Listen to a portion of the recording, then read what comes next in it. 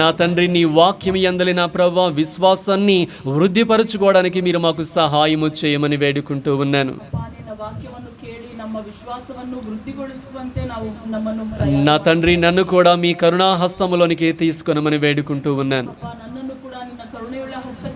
మీ పరిశుద్ధ ఆత్మతో నింపమని వేడుకుంటూ ఉన్నాను. నీ దాసునికి కావలసినటువంటి వాక్ శక్తిని మీరు దయచేయమని ప్రార్థన చేయుచున్నాను. మీరే మాట్లాడి మహిమ ఘనత ప్రభావములు పొందమని జీవము కలిగిన యేసు నామములో అడిగి వేడుకుంటూ ఉన్నాను మా ప్రియ పరలోకపు తండ్రి.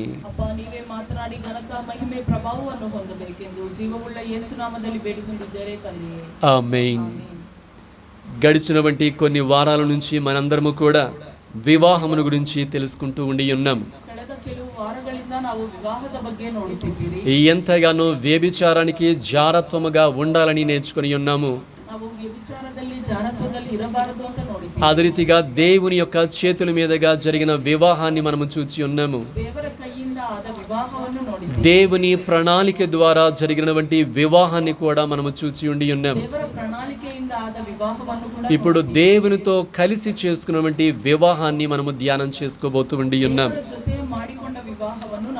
ప్రతి ఒక్కరు కూడా పరిశుద్ధమైన గ్రంథాలను తెరిచి యోహాను సువార్త 2వ అధ్యాయము మొదటి 11 వచనాలను ఎవరైనా కూడా ఒకరు బిగ్గరగా స్పష్టముగా చదవండి. Gospel according to John chapter 2 verse 1 to 11.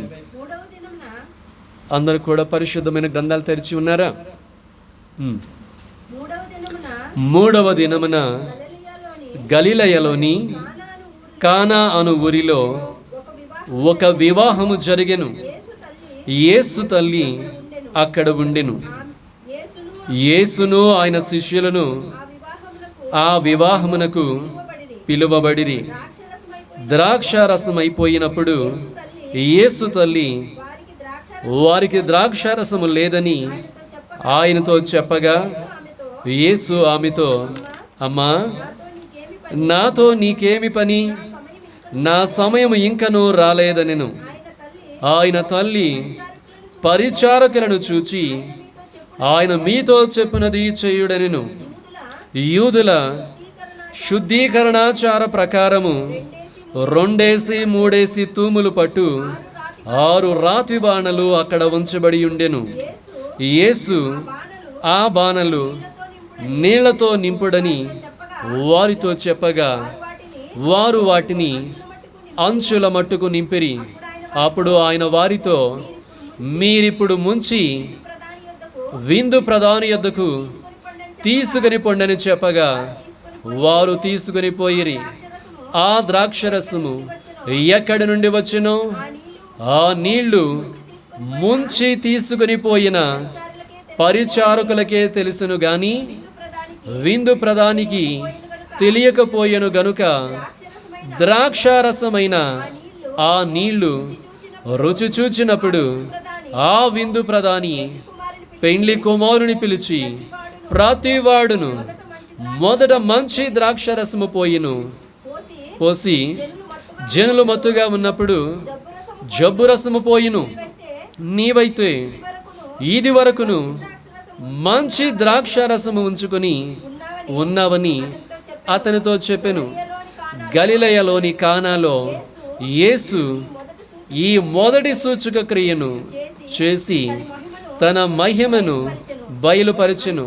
అందువలన ఆయన శిష్యులు ఆయన యందు విశ్వాసముంచిరి. ఆమేన్. ఇక్కడ చదవబడినటువంటి వాక్య భాగాన్ని మనం చూచి ఉన్నప్పుడు కానా అనేటువంటి ఒక ఊరిలో ఒక వివాహము జరుగుతున్నట్లు మనందరము కూడా చూస్తూ ఉండి ఉన్నాం. వివాహం అంటే ఎంతగానో సంతోషంగా ఒక గొప్ప పండుగగా జరుపుకుంటా ఉంటాం. ఎంతగానో బంధువుల్ని స్నేహితుల్ని అందరినీ కూడా పిలుస్తూ ఉంటాము. అదే రీతిగా ఈ యొక్క కానాలో ఉన్నటువంటి ఒక కుటుంబము కూడా తమ యొక్క బంధువులందరినీ కూడా ఆ వివాహానికి ఆహ్వానించిన వారిగా ఉన్నట్లు చూస్తూ ఉండి ఉన్నాం.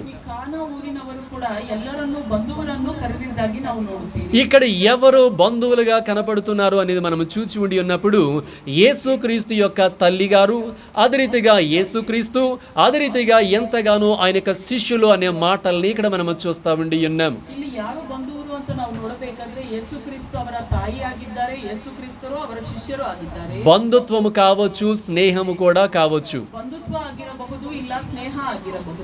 వీళ్ళందరూ కూడా అంటే వీళ్ళు ఎవరిని పిలిచి ఉన్నారు? బంధువుల్ని, స్నేహితుల్ని పిలిచిన వారిగా ఉండి ఉన్నారు. ಇವರು ಬಂಧುವರನ್ನು ಸ್ನೇಹಿತರನ್ನು మనం కూడా అంతే కదండి, బంధువుల్ని, స్నేహితుల్ని పిలుస్తూ ఉంటాము. ನಾವು ಕೂಡ ಬಂಧುವರನ್ನು ಸ್ನೇಹಿತರು. ఏ స్నేహము లేకుండా, ఏ బంధుత్వము కూడా లేకుండా ఉన్న వాళ్ళని మనం పిలుస్తూ ఉంటామా? ಯಾವ ಸ್ನೇಹ ಯಾವ ಬಂಧುತ್ವ ಇಲ್ಲದಿರ ನಾವು ಕರೆಯುತ್ತೀರಾ? నిన్న కూడా ఎంతగానో పెళ్లి కొరకని చెప్పేసి హాల్ చూడటానికి వెళ్ళి ఉన్నాము. ನಿನ್ನೆ ನಾವು ಮದುವೆಗೋಸ್ಕರ ಹಾಲ್ ನೋಡೋದಕ್ಕೆ అక్కడికి వెళ్ళి మేము ఏం అడిగి ఉన్నామంటే, బయట వాళ్ళు ఎవరు కూడా రారు కదండి అని అడిగామన్నమాట. ನಾವು ಅಲ್ಲಿಗೆ ಹೋಗಿ ಹೊರಗಿನವರು ಯಾರು ಬರುವುದಿಲ್ಲ ಅಲ್ವಾ ಅಂತ. ఏం అడిగి ఉన్నాము? బయట వాళ్ళు ఎవరు కూడా రారు కదండి అని అడిగాము. ಹೊರಗಿನವರು ಯಾರು ಬರುವುದಿಲ್ಲ ಅಲ್ವಾ ಅಂತ ಕೇಳಿ. ఎందుకు? మా బంధువులతోనే సరిపోతుంది అనే ఉద్దేశంతో. ಯಾಕಂದ್ರೆ ನಮ್ಮ ಬಂಧುವರಿಂದ ఎవరైనా కూడా అంతే, బంధుత్వమో లేదంటే స్నేహముతో ఉన్న వాళ్ళని మాత్రమే పిలుచుకుంటారు, కానీ దారిని పోయే వాళ్ళని ఎవరు కూడా పిలవరు కదా. ಬಂಧುವರನ್ನು ಸ್ನೇಹಿತರನ್ನು ಕರೆಯುತ್ತೀರೇ ಹೊರತು ದಾರಿಯಲ್ಲಿ ಹೋಗುವವರನ್ನು ನಾವು ಕರೆಯುವುದಿಲ್ಲ. యేసయ్య, మరియమ్మ గారు, శిష్యులు ఈ బంధుత్వములోను, ఈ స్నేహములోను ఉన్నట్లే మనకి కనబడుతూ ఉండి ఉన్నది. ಯೇಸುಕ್ರಿಸ್ತರು ಅವರ ಶಿಷ್ಯರು ಅವರ ತಾಯಿ ಇಲ್ಲಿ ಬಂಧುತ್ವದಲ್ಲಿ. ఇక్కడ ఒక విషయాన్ని మనందరం కూడా చూడాలి. స్నేహం అనేది పక్కన పెట్టేద్దాం కాసేపు. ಸ್ನೇಹ ಎಂಬುದು ನಾವು ಪಕ್ಕಕ್ಕಿಡೋಣ. యేసుక్రీస్తుతో వీళ్ళు ఒక బంధుత్వాన్ని కలిగిన వారిగా ఈ కుటుంబం ఉన్నట్లు మనము చూస్తా ఉండి ఉన్నాం. ಯೇಸುಕ್ರಿಸ್ತರೊಂದಿಗೆ ಇವರ ಜೊತೆ ಒಂದು ಬಂಧುತ್ವ ಇದ್ದಿದ್ದಾಗಿ ನಾವು ನೋಡುತ್ತೇವೆ. గడిచినటువంటి 2 వివాహాల్లో మనము చూసినప్పుడు దేవుని చేతుల మీదుగా కలిగినటువంటి మానవుని యొక్క వివాహం అని మనం చూసి ఉండి ఉన్నాం. ಕಳೆದ 2 ವಿವಾಹವನ್ನು ನಾವು ನೋಡಬೇಕಾದ್ರೆ ದೇವರ ಕೈಯಿಂದ ನಡೆದ ಮಾನವರ ఆదాము గారు దేవునికి కుమారుడుగా ఉన్నాడని కూడా బైబిల్ చెబుతూ ఉండి ఉన్నది. ಆದಾಮ್ ಅವರು ದೇವನಿಗೆ ಮಗನಾಗಿದ್ದಾರೆ ಅಂತ ನಾವು. రెండవ వివాహాన్ని మనము చూసినప్పుడు దేవుని యొక్క వాక్యానికి లోబడి ముందుకు సాగినటువంటి అబ్రహాము గారి యొక్క కుమారుడి యొక్క వివాహాన్ని మనం చూసి ఉండి ఉన్నాం. ಎರಡನೇದಾಗಿ ದೇವರಿಗೆ ಬಗ್ಗಿದ್ದ ಅಬ್ರಹಾಮನ ಕುಮಾರನನ್ನು ನಾವು ನೋಡುತ್ತೀರಿ. అక్కడ చూడండి, దేవుడిగా ఉన్నటువంటి వారిని, ఆ మాట విని ఎంతగానో వెంబడించిన వారిని ఇక్కడికి వచ్చేసేవాడికి చూస్తా ఉంటే బంధుత్వము అనేది కనబడుతూ ఉండి ఉన్నది. ಅಲ್ಲಿ ದೇವರ ಮಾತು ಕೇಳಿ ದೇವರ ಮಾತಿಗೆ ಬಗ್ಗಿದ್ದವರು ಅಂತ ನೋಡುತ್ತೀರಿ. ಇಲ್ಲಿ అంటే యేసయ్యతో ఏ రకమైనటువంటి దానిలో మనము ఉండాలి అనేది మనకి ఇక్కడ తెలుస్తూ ఉండి ఉన్నది. ಇಲ್ಲಿ ಯೇಸುಕ್ರಿಸ್ತರಲ್ಲಿ ಯಾವ ರೀತಿಯಾಗಿ ಇರಬೇಕು ಅಂತ ನಮಗೆ ಗೊತ್ತಾಗುತ್ತೆ. యేసయ్యతో ఎప్పుడు కూడా ఒక ప్రత్యేకమైన బంధాన్ని మనము కలిగిన వారముగా ఉండాలి. ಯೇಸುಕ್ರಿಸ್ತರೊಂದಿಗೆ ಪ್ರತ್ಯೇಕವಾಗಿರುವ ಬಂಧದಲ್ಲಿ అది రక్త సంబంధమైనదిగా ఉండాలి. ಅದು ರಕ್ತ ಸಂಬಂಧವಾಗಿರಬೇಕು. అర్థమవుతా ఉన్నదండి. రక్త సంబంధికులుగా మనందరము కూడా ఉండాలి. ರಕ್ತ ಸಂಬಂಧಿಕರಾಗಿ ನಾವು ఎవరైతే యేసుక్రీస్తుని సొంత రక్షకునిగా అంగీకరించి తండ్రి యొక్కయు, కుమారుని యొక్కయు, పరిశుద్ధాత్మ త్రియేక దేవుని యొక్క నామములో బాప్తిసము పొందుకొని ఉన్నారో వారందరూ కూడా యేసుక్రీస్తు యొక్క రక్త సంబంధికులుగా రూపాంతరము చెందుతున్నారనేదే బైబిల్ చెబుతూ ఉండి ఉన్నది. ಎಲ್ಲ ಕೂಡ ಯೇಸುಕ್ರಿಸ್ತರ ರಕ್ತದಲ್ಲಿ ತಂದೆ ಕುಮಾರ ಪವಿತ್ರಾತ್ಮ ದೇವರಲ್ಲಿ ದೀಕ್ಷಾಸ್ಥಾನ ಹೊಂದಿದ್ದಾರೋ ಅವರು ದೇವರ ಕುಮಾರ. మనము బాప్తిసము తీసుకున్న తర్వాత ఆయన మనకి తండ్రిగా ఉంటున్నవాడిగా ఉండి ఉన్నాడు. ದೀಕ್ಷಾಸ್ಥಾನ ತೆಗೆದುಕೊಂಡಾಗ ఆయన మనల్ని కనినవాడిగా ఉన్నాడని కూడా బైబిల్ వాక్యము సెలవిస్తూ ఉండి ఉన్నది. ನಮ್ಮನ್ನು ಹೊತ್ತವರಾಗಿದ್ದಾರೆ ಅಂತ. ఈ రక్త సంబంధము కలిగి ఉండి ఉన్నావా, నీ జీవితములో దేవుడు ఎన్నో గొప్ప కార్యములు చేయవాడిగా ఉంటాడు. ಇದರಲ್ಲಿ ನೀನು ಇದ್ದೀಯಾ, ಈ ನಿನ್ನ ಜೀವನದಲ್ಲಿ ದೇವರು ದೊಡ್ಡ ಕಾರ್ಯವನ್ನು ಮಾಡುತ್ತಾರೆ. ఇక్కడ కూడా ఈ కుటుంబము ఆయనతో ఒక పటిష్టమైనటువంటి బంధాన్ని కలిగినట్లే మనము చూస్తా ఉండి ఉన్నాం. ಕೂಡ ಈ ಕುಟುಂಬ ಅವರೊಂದಿಗೆ ಒಂದು ಪಟಿಷ್ಠವಾಗಿರುವ ಒಂದು ಬಂಧದಲ್ಲಿರುತ್ತಾರೆ.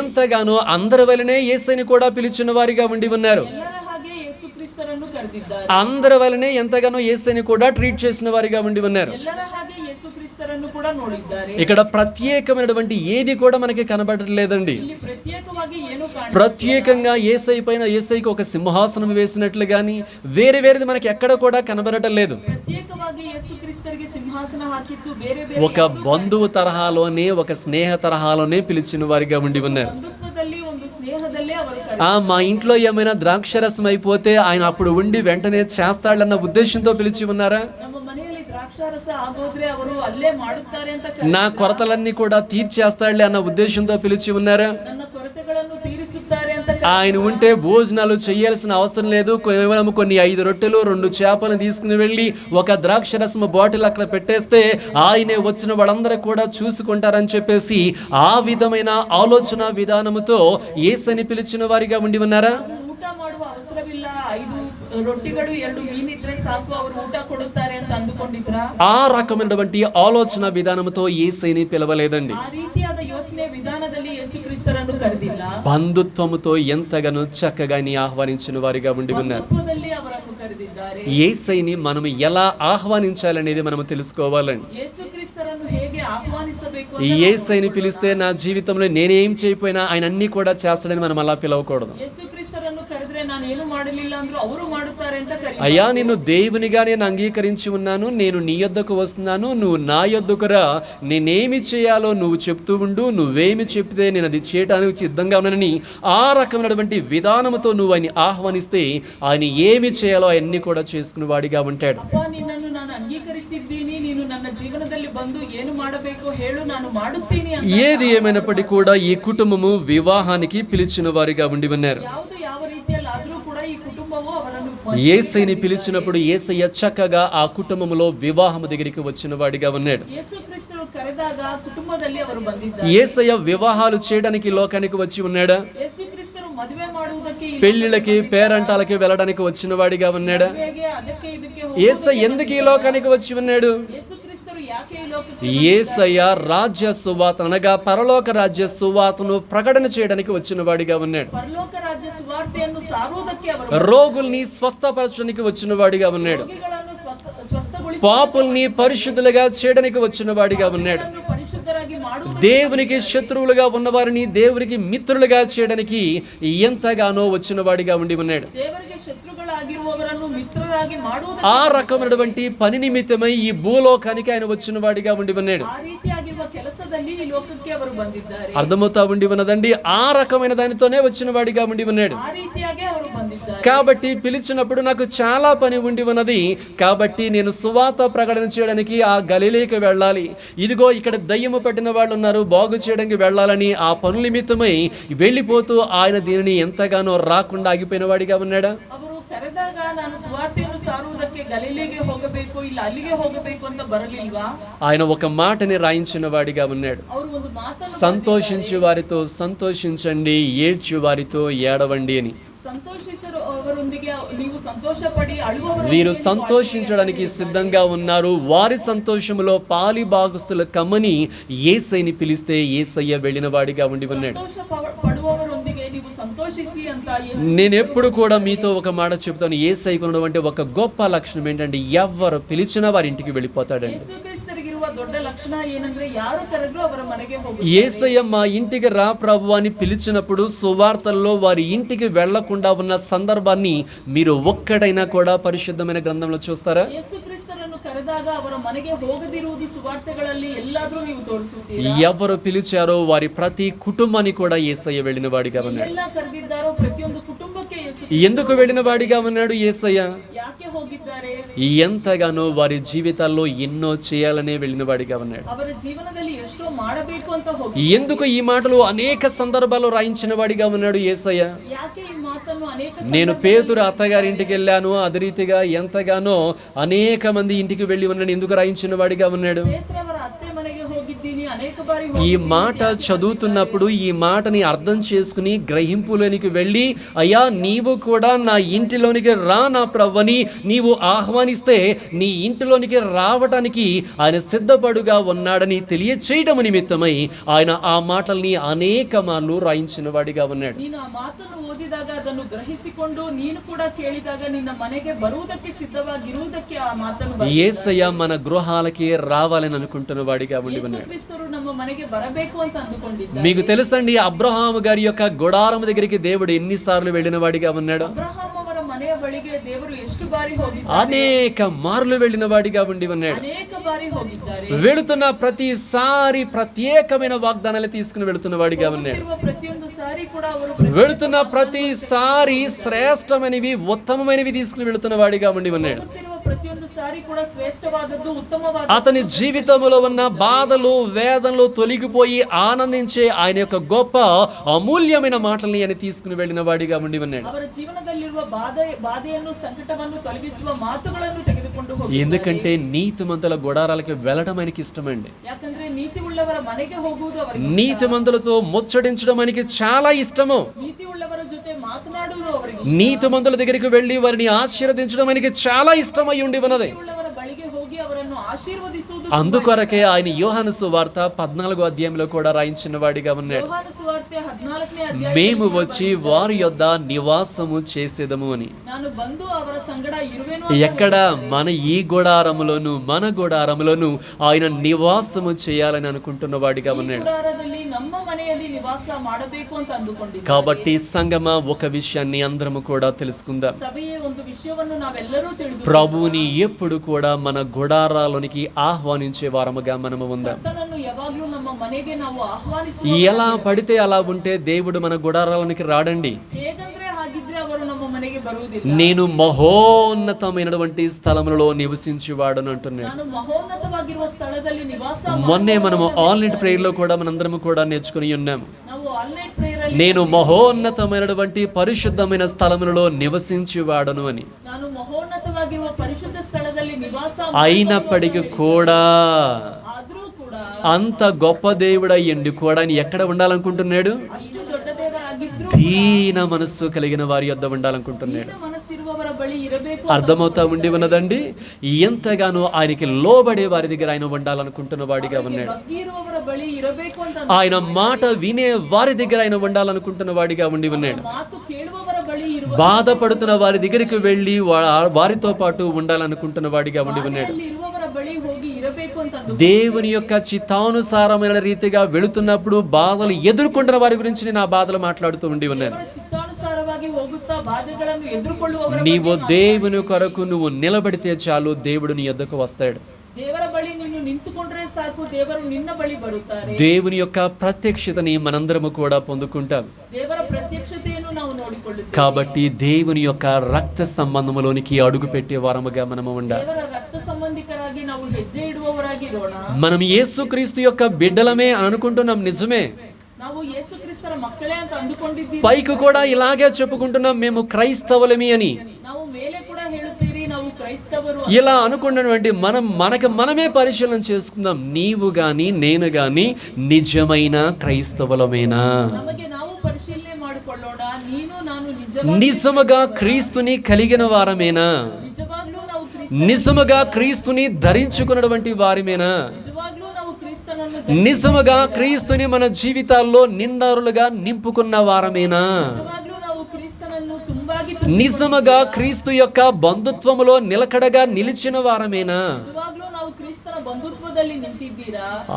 ఒక్కసారి పరిశీలన చేయండి. ಒಂದು ಸತಿ ನಾವು ಪರಿಶೀಲನೆ ಮಾಡಿ. ఎందుకంటే అబ్రహాము గారికి దేవునికి మధ్య ఒక ప్రత్యేకమైన బంధము ఉన్నది. ಅಬ್ರಹಾಮನಿಗೆ ದೇವರಿಗೆ ಒಂದು ಪ್ರತ್ಯೇಕವಾಗಿರುವ అది స్నేహ బంధముగా కనపడుతూ ఉండి ఉన్నది. ಸ್ನೇಹ ಬಂಧ. దేవుడే చెప్పాడు, అబ్రహాము నా యొక్క స్నేహితుడు అన్నాడు. ದೇವರು ಹೇಳುತ್ತಾರೆ ಅಬ್ರಹಾಮು ನನ್ನ ಸ್ನೇಹಿತನು ಅಂತ. ఒక బంధాన్ని గురించి మాట్లాడుతూ ఉన్నాను నేనంతా కూడా. ಬಂಧದ ಬಗ್ಗೆ ಮಾತನಾಡುತ್ತಿದ್ದಾರೆ. ఆ బంధము ఎప్పుడైనా కూడా విడిపోయి ఉండి ఉన్నదా? ಆ ಬಂಧವು ಯಾವಾಗಲೂ వారిద్దరి మధ్య బంధము 75వ సంవత్సరం నుంచి 175వ సంవత్సరం వరకు వారిద్దరి మధ్య బంధము ఎక్కడైనా చెడిపోయి ఉండి ఉన్నదా? 75ನೇ ವರ್ಷದಿಂದ 175ನೇ ವರ್ಷದವರೆಗೂ ಆ ಬಂಧವು ಎಲ್ಲಾದ್ರೂ ಬಿಟ್ಟು ಹೋಗಿದೆ. అబ్రహాము గారైనా తెంచేసాడా, లేదంటే దేవుడైనా ఆ బంధాన్ని తెంచేసి ఉండి ఉన్నాడా? ಅಬ್ರಹಾಮ್ ಅವರು ಬಿಟ್ಟಿದ್ದಾರಾ ಇಲ್ಲ ದೇವರು ಅದನ್ನು ಬಿಟ್ಟಿದ್ದಾರಾ? వారిద్దరు కూడా ఆ బంధాన్ని తెంచివేసుకోలేదు.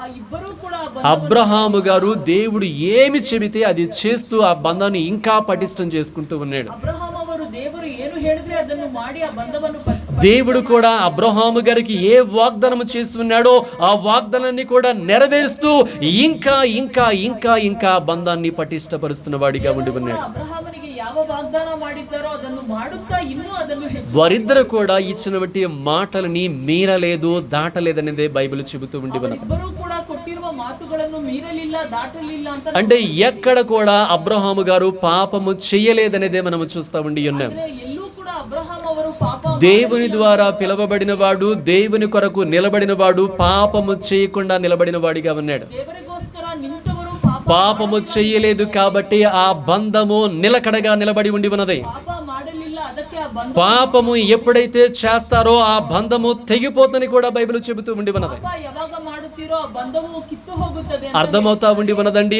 పరిశుద్ధత బంధాలని కలుపుతూ ఉండి ఉన్నది. ಪರಿಶುದ್ಧತೆ ಎಂಬುದು ಬಂಧವನ್ನು ಸೇರಿಸುತ್ತದೆ. ఈరోజు ప్రభు చెబుతున్న వాడిగా ఉన్నాడు, నాతో నీకు ఒక ప్రత్యేకమైన బంధము ఉండాలంటే నీవు పాపము లేని వాడవగా, పరిశుద్ధమైన వాడవగా నీవు ఉండాలి. అప్పుడు నేను నీతో పాటు నీ జీవితములో, నీ గుడారములో నేను నిలిచి ఉంటానని దేవుడు చెబుతూ ఉండి ఉన్నాడు. ದೇವರು ಹೇಳಿದ್ದಾರೆ, ಪ್ರತ್ಯೇಕವಾಗಿ ನನ್ನೊಡನೆ ಬಂಧವು ಇರಬೇಕು ಅಂದ್ರೆ ನೀನು ಪರಿಶುದ್ಧವಾಗಿ ನೀತಿ ಉಳ್ಳವನಾಗಿ. నీవు ఎప్పుడైతే దేవుని యొక్క వాక్యాన్ని మీరి ఉండి ఉన్నావో దేవుడు అక్కడ నిలిచి ఉండడండి. ನೀನು ದೇವರ ವಾಕ್ಯವನ್ನು ಯಾವಾಗ ಮೀರಿದ್ದೀಯೋ ఇది వినడానికి కొంచెం కష్టంగా ఉన్నా కూడా దేవుడు అక్కడ ఉండడు. ಇದು ಕೇಳುವುದಕ್ಕೆ ಕಷ್ಟವಾಗಿದ್ರೂ ಕೂಡ ದೇವರ తన మాటకు విలువ లేని చోట ప్రభువు ఉండడండి. ತನ್ನ ಮಾತಿಗೆ ಬೆಲೆ ಕೊಡದೆ ಇರುವ ಸ್ಥಿತಿಯಲ್ಲಿ ದೇವರು పరిశుద్ధమైన గ్రంథములో సౌలు అనేటువంటి ఒక రాజుని మనం చూచి ఉండి ఉన్నాం. ಪರಿಶುದ್ಧ ಗ್ರಂಥದಲ್ಲಿ ಸೌಲು ಎಂಬುವ ಒಂದು ಅರಸನನ್ನು ನಾವು ನೋಡುತ್ತೇವೆ. అతనికి తోడుగా దేవుడు ఉండాలనుకున్నాడు. ಅವರ ಸಂಗಡ ಇರಬೇಕು, అతను ఎంతగానో ఆశీర్వదించాలనుకున్నాడు. ಅವರನ್ನು ಆಶೀರ್ವದಿಸಿ ఎంతగానో అతని సింహాసనాన్ని సదాకాలము స్థిరపరచాలని కూడా అనుకున్నవాడిగా ఉండి ఉన్నాడు. ಸಿಂಹಾಸನವನ್ನು ಸ್ಥಿರಪಡಿಸಬೇಕು ಅಂತ ಅಂದುಕೊಂಡು కాబట్టి దేవుడు అతన్ని ఏర్పరచుకున్న వాడిగా ఉండి ఉన్నాడు. ಅವರನ್ನು ಏರ್ಪಡಿಸಿ ప్రత్యేకమైన అభిషేకముతో అభిషేకించిన వాడిగా ఉండి ఉన్నాడు. ಪ್ರತ್ಯೇಕವಾಗಿರುವ ಅಭಿಷೇಕದಿಂದ ప్రవక్తలలో ఒక వ్యక్తిగా దేవుడు చేసిన వాడిగా ఉండి ఉన్నాడు. ಗಳಲ್ಲಿ ಒಂದು ವ್ಯಕ್ತಿಯಾಗಿ ఎంతో మందిని తన కిందకి ఇచ్చిన వాడిగా ఉండి ఉన్నాడు. ಎಷ್ಟೋ ಮಂದಿಯನ್ನು ಅವರ ఎన్నెన్నో వాగ్దానములు కూడా దేవుడు చేసిన వాడిగా ఉండి ఉన్నాడు. ವಾಗ್ದಾನವನ್ನು ದೇವರು ಮಾಡುತ್ತಾರೆ. కానీ ఆ సౌలు గారు దేవుని యొక్క మాటను వినటం ద్వారా దేవుని యొక్క ఆత్మ అతన్ని విడిచిపెట్టి వెళ్ళిపోయి ఉండి ఉన్నది. ಆದ್ರೆ ಆ ಸೌಲವರು ದೇವರ ಮಾತನ್ನು ಮೀರುವುದರಿಂದ ದೇವರ ఆత్మ సంబంధమైన బంధము తెగిపోయి ఉండి ఉన్నది. ಆತ್ಮ ಸಂಬಂಧವಾಗಿರುವ ಬಂಧವು తెగిపోయిందా లేదా? ఈ మాటలు గట్టిగా కఠినంగా ఉన్నాయి కదా.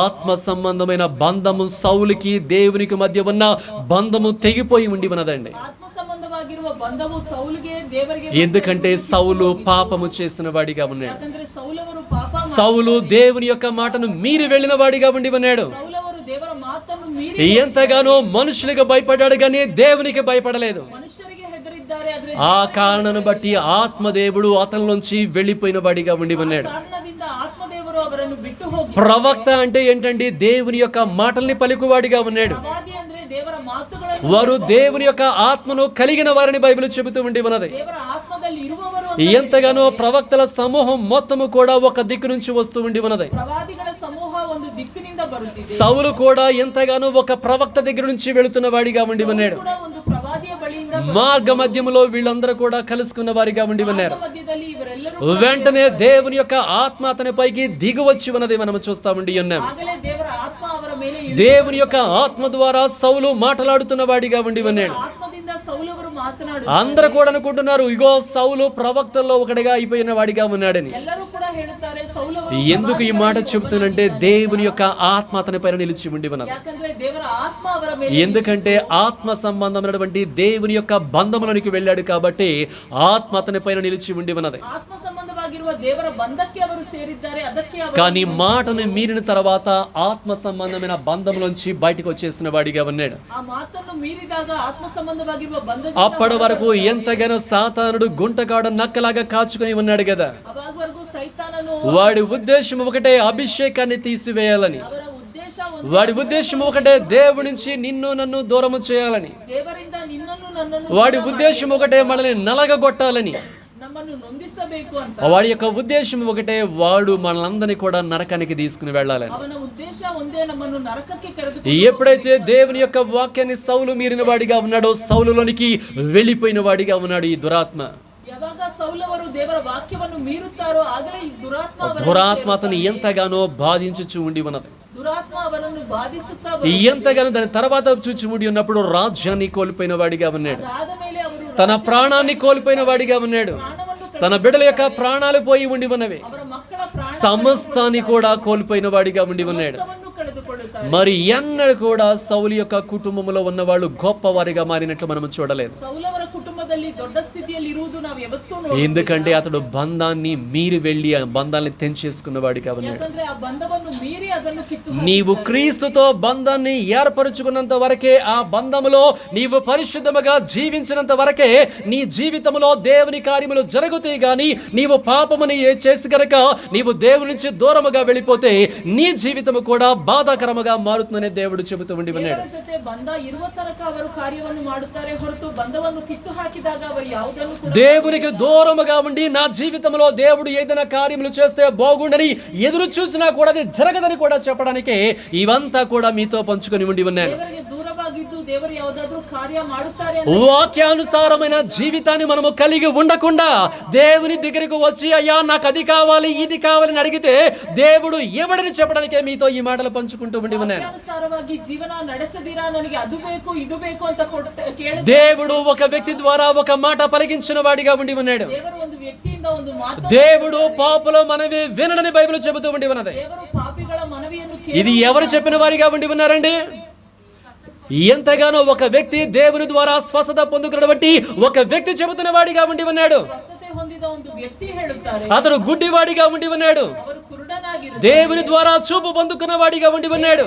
ದೃಷ್ಟಿಯನ್ನು ಹೊಂದಿದ ఎంతగానో ఆ యొక్క వ్యక్తి సంఘముల వంటి అనేక మందితో అక్కడ చేరి ఉన్న వారందరితో కూడా ఈ మాట చెబుతున్న వాడిగా ఉండి ఉన్నాడు. ಸಭೆಯಲ್ಲಿ ಸೇರಿರುವವರೊಂದಿಗೆ ಈ ಮಾತನ್ನು ಹೇಳುತ್ತಾರೆ. ఇదిగో నన్ను స్వస్థపరిచినది ఆయనే అని ప్రభు అయినటువంటి యేసుక్రీస్తు గురించి చెబుతున్న వాడిగా ఉన్నాడు. ಸ್ವಸ್ಥಗೊಳಿಸಿದವರು ಅವರೇ ಅಂತ ಯೇಸು రెండోదిగా చెబుతున్న వాడిగా ఉండి ఉన్నాడు. ఆయన పాపుల మనవి ఎంతగానో దేవుడు వినడు కదని కూడా చెబుతున్న వాడిగా ఉండి ఉన్నాడు. ಎರಡನೇದಾಗಿ ಹೇಳುತ್ತಾರೆ ಅವರು ಪಾಪಿಗಳ ಮನವಿಯನ್ನು ಕೇಳುವುದಿಲ್ಲ ಅಂತ. ఈ రోజు ప్రభు చెబుతున్నాడు పాపుల మనవి ఆయన ఆలకించడని చెబుతున్న వాడిగా ఉండి ఉన్నాడు. ಹೇಳಿದ್ದಾರೆ ಪಾಪಿಗಳ ಮನವಿಯನ್ನು ನಾನು నీవు పరిశుద్ధముగా ఉండి నా తండ్రి అని పిలిస్తే నేను ఎంతగానో నీ మొర్ర వినడానికి సిద్ధముగా ఉన్నానని చెబుతున్న వాడిగా ఉండి ఉన్నాడు. ಆಗಿದ್ದು ನನ್ನ ತಂದೆ ಅಂತ ಕೇಳಿದ್ರೆ ಕೇಳುವುದಕ್ಕೆ ಅವರು ಸಿದ್ಧವಾಗಿ నీతిమంతులుగా ఉన్నటువంటి వారు చేసిన ప్రతి ప్రార్థనని కూడా దేవుడు అంగీకరించినట్లు మనం చూస్తా ఉండి ఉన్నాము. ಉಳ್ಳವರಾಗಿದ್ದು ಮಾಡಿದ ಪ್ರತಿಯೊಂದು ಪ್ರಾರ್ಥನೆಯನ್ನು ಅಂಗೀಕರಿಸುವ నీవు సరైన జీవితాన్ని జీవించకుండా నీవు నీ ఇంటిలోకి రమ్మంటే యేసయ్య రాడండి జ్ఞాపకం చేసుకోనండి. ಜೀವನ ಮಾಡದಿರಾ ನನ್ನ ಮನೆಗೆ ಬಾ ಅಂತ ಕರೆದ್ರೆ ఆయన ధర్మశాస్త్రములో కొన్ని మాటలను రాయించిన వాడిగా ఉండి ఉన్నాడు. ಕ್ರಿಸ್ತರು ಧರ್ಮಶಾಸ್ತ್ರದಲ್ಲಿ ಕೆಲವು ಮಾತುಗಳು నేను పాళెములో మీ మధ్య సంచరించాలనుకుంటున్నానని చెప్పేసి దేవుడు చెప్పిన వాడిగా ఉండి ఉన్నాడు. ಪಾಳ್ಯದ ಮಧ್ಯದಲ್ಲಿ ನಿಮ್ಮ ಮಧ್ಯ ಸಂಚಾರ ಮಾಡುವೆನು ಅಂತ కాబట్టి మీ పాళెము పరిశుద్ధముగా ఉండాలని చెప్పిన వాడిగా ఉండి ఉన్నాడు. ಪಾಳ್ಯವು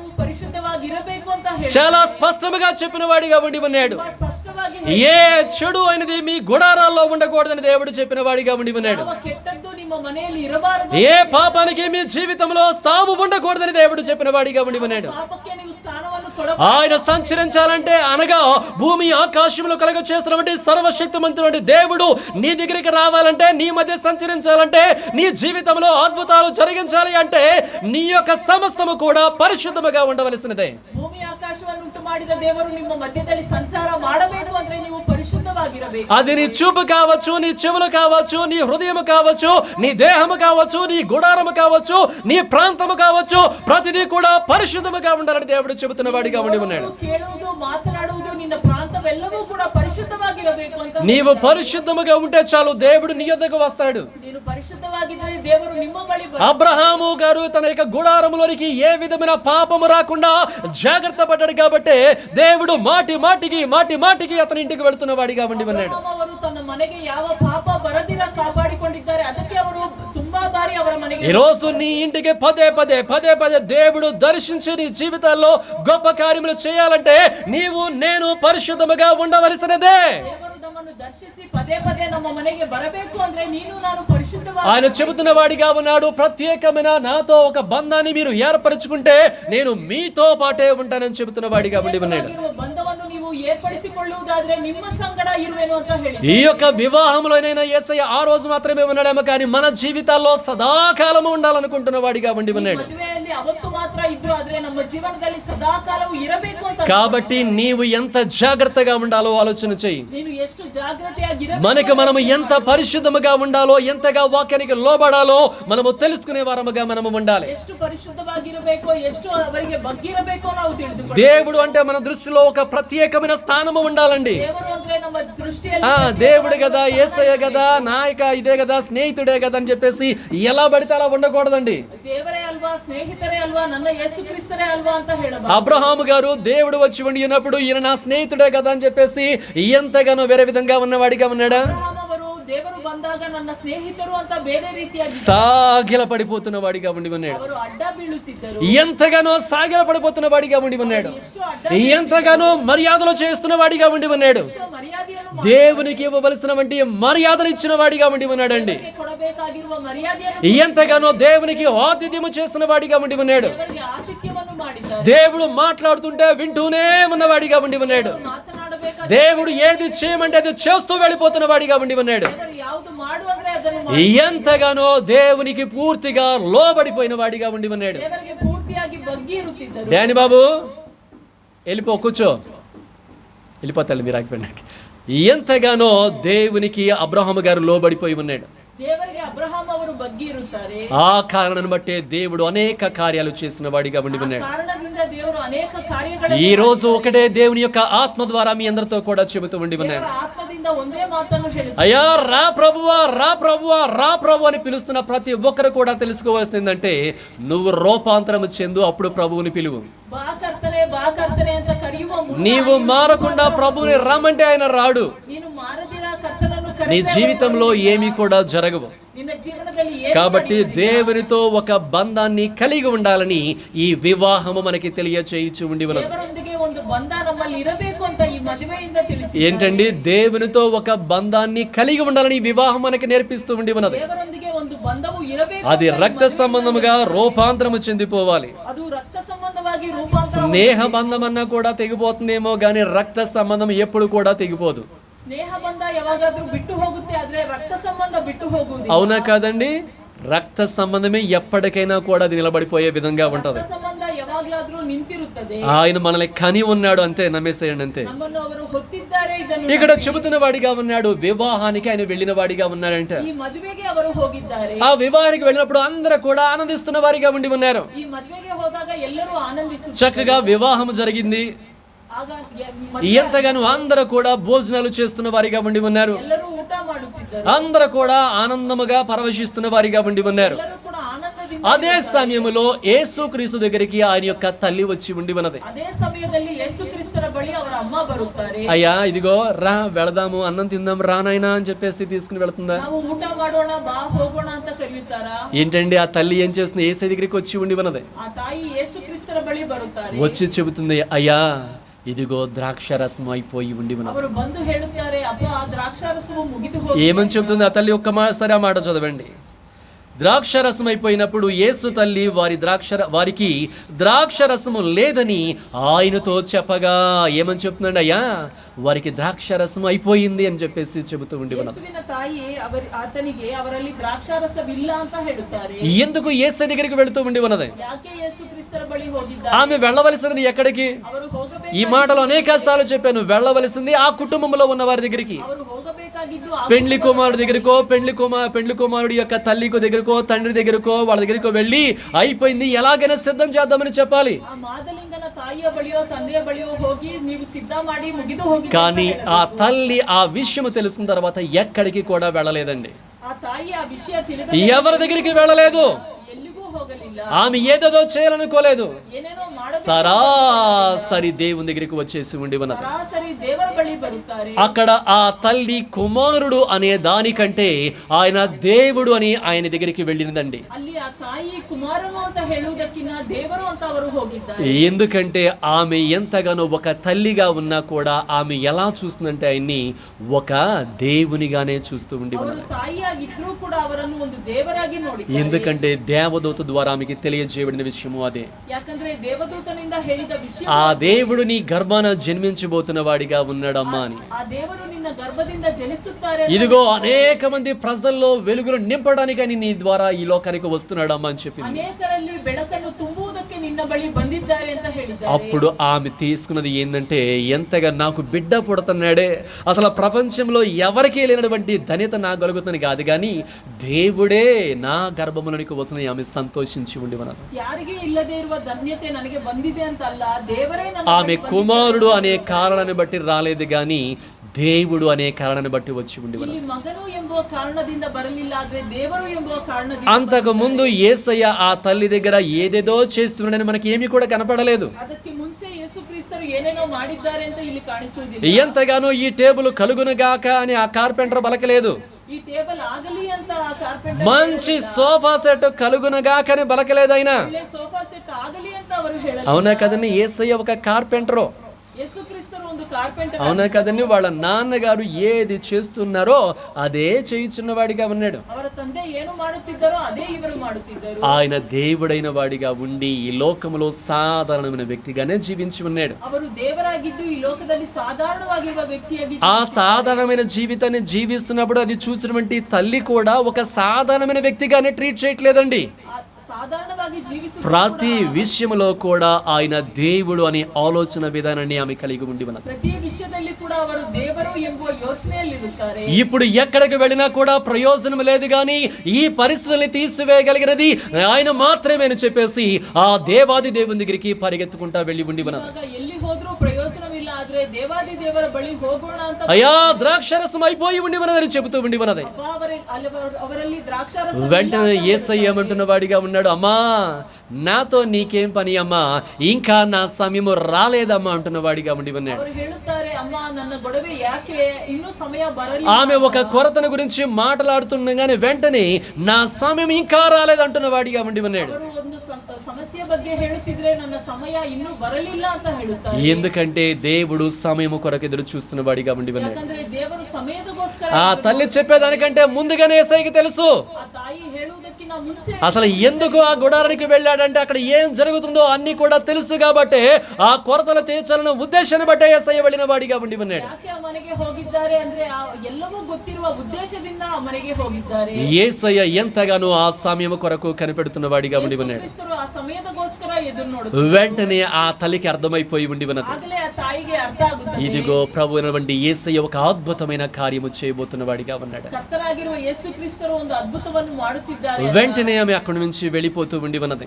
ಆಗಲೇ ಅಲ್ಲಿಂದ పని వారితో చెబుతూ ఉండి ఉన్నది, ಕೆಲಸದವರಿಗೆ ಹೇಳುತ್ತಾರೆ, ఇదిగో ఆయన ఏమి చెబుతాడో అదే మీరు చేయండి అని చెప్పేసి వెళ్ళిపోయి ఉండి ఉన్నది. ಅವರು ಏನು ಹೇಳುತ್ತಾರೋ ಅದನ್ನು ನೀವು ಮಾಡಿ ఆ పని వారందరూ కూడా యేసయ్య దగ్గర కాచుకొని కూర్చున్న వారిగా ఉండి ఉన్నారు. ಕೆಲಸದವರು ಎಲ್ಲರೂ ఆయన ఏమి చెబితే అది చేద్దామని చెప్పేసి కూర్చున్న వారిగా ఉండి ఉన్నారు. ಏನು ಹೇಳಿದ್ರೆ ಅದನ್ನು ಮಾಡಬೇಕು ಅಂತ ಇರುತ್ತಾರೆ. యేసయ్య అక్కడ ఉన్నారు, వాళ్ళు అక్కడ ఉన్న వారిగా ఉండి ఉన్నారు. ಯೇಸು ಕ್ರಿಸ್ತರು ಎಲ್ಲಿದ್ರೋ ಅಲ್ಲಿದ್ದಾರೆ. యేసయ్య సన్నిధానములో వాళ్ళందరూ కూడా నిలిచిన వారిగా ఉన్నారు. ಯೇಸು ಕ್ರಿಸ್ತರ ಸನ್ನಿಧಿಯಲ್ಲಿ ಅವರು ನಿಂತಿದ್ದಾರೆ. యేసయ్య మహిమ నిలిచే స్థలములు అక్కడ ఉండి ఉన్నారు. యేసయ్య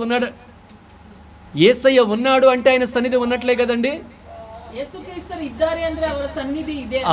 ఆ సన్నిధానములో వాళ్ళందరూ కూడా కాచుకుని కూర్చుని ఉండి ఉన్నారు. ಅವರ ಆ ಸನ್ನಿಧಾನದಲ್ಲಿ ಎಲ್ಲರೂ ಕೂಡ అప్పుడు యేసయ్య ఒక మాట చెబుతున్నాడు, ఇక్కడ ఉన్నటువంటి ఆ రాతి బాణల్ని మీరు నిండారులుగా నింపేయండి అంటున్నాడు. ಅಲ್ಲಿರುವ 6 ಬಾಣೆಗಳನ್ನು ನೀವು ತುಂಬಾಗಿ ತುಂಬಿರಿ ಅಂತ. వెంటనే వారందరూ కూడా ప్రభువుని యేసయ్య చెప్పిన ప్రకారమే చేసిన వారిగా ఉన్నారు. ಆಗಲೇ ಕರ್ತನಾಗಿರುವ ಯೇಸು ಕ್ರಿಸ್ತರು ಹೇಳಿದ ಪ್ರಕಾರ, అయ్యా ఇప్పుడు కావలసింది ద్రాక్షరసము, ಇವಾಗ ಬೇಕಾಗಿರುವುದು నువ్వేంటి నీటితో నింపమంటూ ఉండి ఉన్నావు అంటున్నాడు. ನೀನು ನೀರಿನಿಂದ ತುಂಬು ಅಂತ ಹೇಳುತ್ತಿದ್ಯಲ್ವಾ? జ్ఞాపకం చేసుకోనండి, అక్కడ అంటున్నారా వాళ్ళు ಹೇಳುತ್ತಿದ್ದಾರೆ. ఏమైనా అంటున్నారా? ఏమి చెబితే అది చేస్తున్న వారిగా ఉండి ఉన్నారు. ಏನು ಹೇಳಿದ್ದಾರೋ ಅದನ್ನು ఈ విషయాన్ని గురించి మరలా మనము చూద్దాం. ಈ ವಿಷಯದ ಬಗ್ಗೆ ನಾವು ఒక్క విషయాన్ని మనందరము కూడా గమనించాలి. ಒಂದು ವಿಷಯವನ್ನು, నీకు ఏదైనా కూడా కొరత ఉండి ఉన్నది అంటే, ನಿನಗೆ ಯಾವುದಾದ್ರೂ ಕೊರತೆ ಇದ್ದಾಗ, నీ కుటుంబంలో ఏదైనా పరిస్థితి ఇబ్బందికరముగా ఉంటే, ನಿನ್ನ ಜೀವನದಲ್ಲಿ ಯಾವುದಾದ್ರೂ ಸಂಕಟ, నీకు బాధ కలిగించేది ఏదైనా కూడా ఉండి ఉన్నట్లయితే ಬಾಧೆಯನ್ನು ಉಂಟು ಮಾಡುವುದು, నువ్వు ఎక్కడికి వెళ్ళాలని వాక్యం నేర్పిస్తూ ఉండి ఉన్నది. ನೀನು ಎಲ್ಲಿಗೆ ಹೋಗಬೇಕು ಅಂತ ఎక్కడికి వెళ్ళాలి? విశ్వాసులు ವಿಶ್ವಾಸಿಗಳು దేవుని యొక్క సన్నిధానానికి వెళ్ళాలి. ದೇವರ ಸನ್ನಿಧಾನ, దేవుని మహిమలిచ్చే స్థలం దగ్గరికి వెళ్ళాలి. ದೇವರ ಮಹಿಮೆ ನಿಲ್ಲುವ, దేవుని వేడుకునే విధముగా ఉండాలి. ದೇವರನ್ನು ಬೇಡಿಕೊಳ್ಳುವ, అయ్యా ఇదిగో నాకు ఇది కావాలి అని అడిగే వారముగా మనము ఉండాలి. ನನಗಿದು ಬೇಕು ಅಂತ ಕೇಳುವ, నిశ్చయముగా దేవుడు మనకి సహాయము చేయవాడిగా ఉంటాడు. ನಿಶ್ಚಯವಾಗಿ ದೇವರು ಸಹಾಯ. దేవుని యొక్క బిడ్డలు ఎవరిపైన దేనిపైన కూడా ఆధారపడే విధముగా ఉండకూడదు. ದೇವರ ಮಕ್ಕಳು ಯಾರ ಮೇಲೆ ಆಧಾರ ಪಡುವ, అబ్రహాము గారు గాని, ఇస్సాకు గారు గాని, యాకోబు గారు గాని, నీతిమంతులు, పరిశుద్ధులు, దేవుని రక్తము చేత కడగబడిన వాళ్ళు ఎవరి మీద, ఏ మనుషుల మీద ఆధారపడలేదు అని దేవుని యొక్క వాక్యము చాలా స్పష్టంగా చెబుతూ ఉండి ఉన్నది. ಅಬ್ರಹಾಮು, ఇస్సాకు యాకోబు ಅವರು నీతి ಉಳ್ಳವರು. నీవు మనుషుల మీద ఆధారపడుతూ ఉంటే అది నీవు దేవుని పైన ఆధారపడినట్లు కాదు, దేవుని దాటి వెళ్ళినట్లు అవుతూ ఉండి ఉన్నది. ಮನುಷ್ಯರ ಮೇಲೆ ಆಧಾರ ಪಟ್ಟಾಗ ನೀನು ದೇವರ ಮೇಲೆ ಆಧಾರ ಪಡುತ್ತಿಲ್ಲ, ಅವರನ್ನು ದಾಟಿ ಹೋಗಿ. విశ్వాసులు కేవలము దేవుని పైన మీద మాత్రమే ఆధారపడాలి, వాక్యాన్ని మాత్రమే ఆధారం చేసుకోవాలి. విశ్వాసిಗಳು కేవಲ ದೇವರ ಮೇಲೆ ಆಧಾರ ಪಡಬೇಕು. దేవుడు చేయనిది మనుషులు చేస్తారనుకుంటే అది జరగదని వాక్యము కూడా చెబుతూ ఉండి ఉన్నది. ದೇವರು ಮಾಡುತ್ತಾರೆ, ಆದ್ರೆ ಮನುಷ್ಯರು ಮಾಡುವುದಿಲ್ಲ ಅಂತ ಹೇಳಿದ್ದಾರೆ. అబ్రహాము గారు ఎవరిని ఆశ్రయించలేదు, ಅಬ್ರಹಾಂ ಅವರು ಯಾರನ್ನೂ ಆಶ್ರಯಿಸಿಲ್ಲ. ఇస్సాకు గారు ఎవరిని కూడా ఆశ్రయించలేదు, ಇಸ್ಸಾಕ್ ಅವರು ಯಾರನ್ನೂ యాకోబు గారు ఎవరిని కూడా ఆశ్రయించలేదు. ಯಾಕೋಬ್ ಅವರು ಯಾರನ್ನೂ ఇక్కడ మరియ గారు కూడా ఏ మనుషుని ఆశ్రయించలేదు. ಇಲ್ಲಿ ಮರಿಯಳು ಕೂಡ ಯಾವ వీళ్ళందరూ కూడా దేవుణ్ణి ఆశ్రయించిన వారిగా ఉండి ఉన్నారు. ಎಲ್ಲರೂ ಕೂಡ ದೇವರನ್ನು ಆಶ್ರಯಿಸಿ. ఎంతగానో మనము చూచి ఉండి ఉన్నాము. యాకోబు గారి కుటుంబంలో గాని ఇస్సాకు గారి కుటుంబంలో కొన్ని సమస్యలు ఎదురై ఉండి ఉన్నవి. ಯಾಕೋಬ್ ಅವರ ಕುಟುಂಬದಲ್ಲಿ, ಇಸ್ಸಾಕ್ ಅವರ ಕುಟುಂಬದಲ್ಲಿ ಕೆಲವು ಸಮಸ್ಯೆ, సంతానము లేకుండా ఉన్నటువంటి పరిస్థితులను చూస్తా ఉండి ఉన్నాము. ಇಲ್ಲದೆ ಇರುವ ಪರಿಸ್ಥಿತಿಯನ್ನು ನೋಡಿ ఆ పరిస్థితుల్లో దేవుని దగ్గరికి వెళ్లి మొరపెట్టారంట. ಆ ಪರಿಸ್ಥಿತಿಯಲ್ಲಿ ದೇವರ ಬಳಿ ఉందా లేదా? ಇದ್ದಾರೆ. పరిశుద్ధమైన గ్రంథములో ఉన్నదా లేదా? ಪರಿಶುದ್ಧ ಗ್ರಂಥದಲ್ಲಿ ఇది నీవు మాత్రమే చేయగలవని చెప్పేసి ఆయన దగ్గరికి వెళ్ళిన వారిగా ఉండి ఉన్నారు. ನೀನೇ ಮಾಡುತ್ತೀಯಾ ಅಂತ అన్య జనాంగము మిగతా వేటిపైన కూడా ఆధారపడతారేమో గాని క్రీస్తును వెంబడించే వారు కేవలము ఆ నజరేయుడైన యేసు క్రీస్తును మాత్రమే ఆశ్రయించే వారిగా, ఆధారపడి వారిగా వాక్య ప్రకారము ముందుకు సాగే విధముగా ఉండాలని బైబిల్ చెబుతూ ఉంది. ಅನ್ಯ ಜನಾಂಗದವರು ಬೇರೆಯನ್ನು ಆಶ್ರಯಿಸುತ್ತಾರೆ, ಆದರೆ ಕ್ರಿಸ್ತನಲ್ಲಿರುವವರು ವಾಕ್ಯವನ್ನು ಮಾತ್ರ ಆಶ್ರಯಿಸಬೇಕು. మనుషుల ద్వారా నీకు సహాయం అందుతుందో లేదో తెలియదు కానీ దేవుని ద్వారా తప్పకుండా నీకు సహాయం అందుతూ ఉండి ఉన్నదే. ಮನುಷ್ಯರಿಂದ ಸಹಾಯ ಬರುತ್ತೋ ಇಲ್ವೋ, ಆದ್ರೆ ತಪ್ಪದೆ ದೇವರಿಂದ ಮಾತ್ರ ಸಹಾಯ. ఈరోజు ప్రభు చెబుతున్న వాడిగా ఉన్నాడు, నన్ను ఆశ్రయించు, ಇವತ್ತು ಕರ್ತನು ಹೇಳಿದ್ದಾರೆ, నా నామమును బట్టి నువ్వు మొరపెట్టు అంటున్న వాడిగా ఉండి ఉన్నాడు. ನಾಮದಿಂದ ಮೊರೆಯಿಡು ಅಂತ ఆయన నామాన్ని బట్టి నీవు మొరపెట్టగా ఆయన ఎంతగా నీకు ఆశ్చర్యకరమైన రీతిగా సహాయము చేయవాడిగా ఉండి ఉన్నాడు. ಅವರ ನಾಮದಲ್ಲಿ ಮೊರೆ ಇಟ್ಟಾಗ ಆಶ್ಚರ್ಯಕರವಾಗಿ ಅವರು ಸಹಾಯ ಮಾಡುವರು. ఒక రాజు యుద్ధములోనికి వెళ్ళిన వాడిగా ఉండి ఉన్నాడు. ಅರಸನು ಯುದ್ಧಕ್ಕೆ ಹೋಗುತ್ತಾರೆ, ఎంతగానో భీకరమైనటువంటి యుద్ధము జరుగుతూ ఉండి ఉన్నది. ಅಲ್ಲಿ ಭೀಕರವಾಗಿರುವ ಯುದ್ಧ తన దగ్గర కూడా ఎంతగానో బలవంతులు ఉన్న వారిగా ఉండి ఉన్నారు. ಅವರ ಬಳಿ ಎಷ್ಟೋ ಬಲವಂತರಿದ್ದರು, కానీ యుద్ధములో ఓడిపోతున్న వారిగా ఉండి ఉన్నారు. యుద్ధದಲ್ಲಿ శత్రువు మీదకు వచ్చేస్తున్న వాడిగా ఉండి ఉన్నారు. ಶತ್ರುಗಳು ಮೇಲೆ ಬರುತ್ತಿದ್ದಾರೆ. ఏమి చేయాలో అర్థం కావట్లేదు, ಏನು ಮಾಡಬೇಕು ಅರ್ಥ ఎవరి సహాయాన్ని అర్థించాలో అర్థం కావట్లేదు. ಯಾರ సహాಯ. వెంటనే ఆ రోజు ఏం చేసిన వాడిగా ఉన్నాడు తెలుసండి? దేవా అని పిలిచిన వాడిగా ఉన్నాడు. ಆಗ ಅರಸನು ದೇವಾ ಅಂತ భయంకరమైన ప్రాణాపాయ స్థితిలో ఉన్నప్పుడు ఆ యొక్క వ్యక్తి ఆ రాజు దేవుడిని పిలుస్తున్న వాడిగా ఉండి ఉన్నాడు. ಭೀಕರವಾಗಿರುವ ಪ್ರಾಣಾಪಾಯ ಸ್ಥಿತಿಯಲ್ಲಿ ದೇವರನ್ನು ಕರೆದು, అయ్యా ఇదిగో ఇప్పుడు నీవు మాత్రమే నన్ను కాపాడాలి ప్రభు అని వేడుకున్న వాడిగా ఉండి ఉన్నాడు. ನೀನು ಮಾತ್ರ ನನ್ನನ್ನು ಕಾಪಾಡಬೇಕು ಅಂತ ఎప్పుడైతే ఆ యొక్క వ్యక్తి ఆ యొక్క యుద్ధ పంక్తిలో ప్రార్థన చేసిన వాడిగా ఉండి ఉన్నాడో వెంటనే ఆశ్చర్యకరమైన సహాయాన్ని దేవుడు గ్రహించిన వాడిగా ఉన్నాడు. ಆ ವ್ಯಕ್ತಿ ಆ ಯುದ್ಧ ಪಂಕ್ತಿಯಲ್ಲಿ ಪ್ರಾರ್ಥನೆ ಮಾಡಿದ್ದಾರೋ ದೇವರು ఆ యుద్ధంలో దేవుడు ఆ యొక్క రోజుని కాపాడి ఇంటికి పంపించిన వాడిగా ఉండి ఉన్నాడు.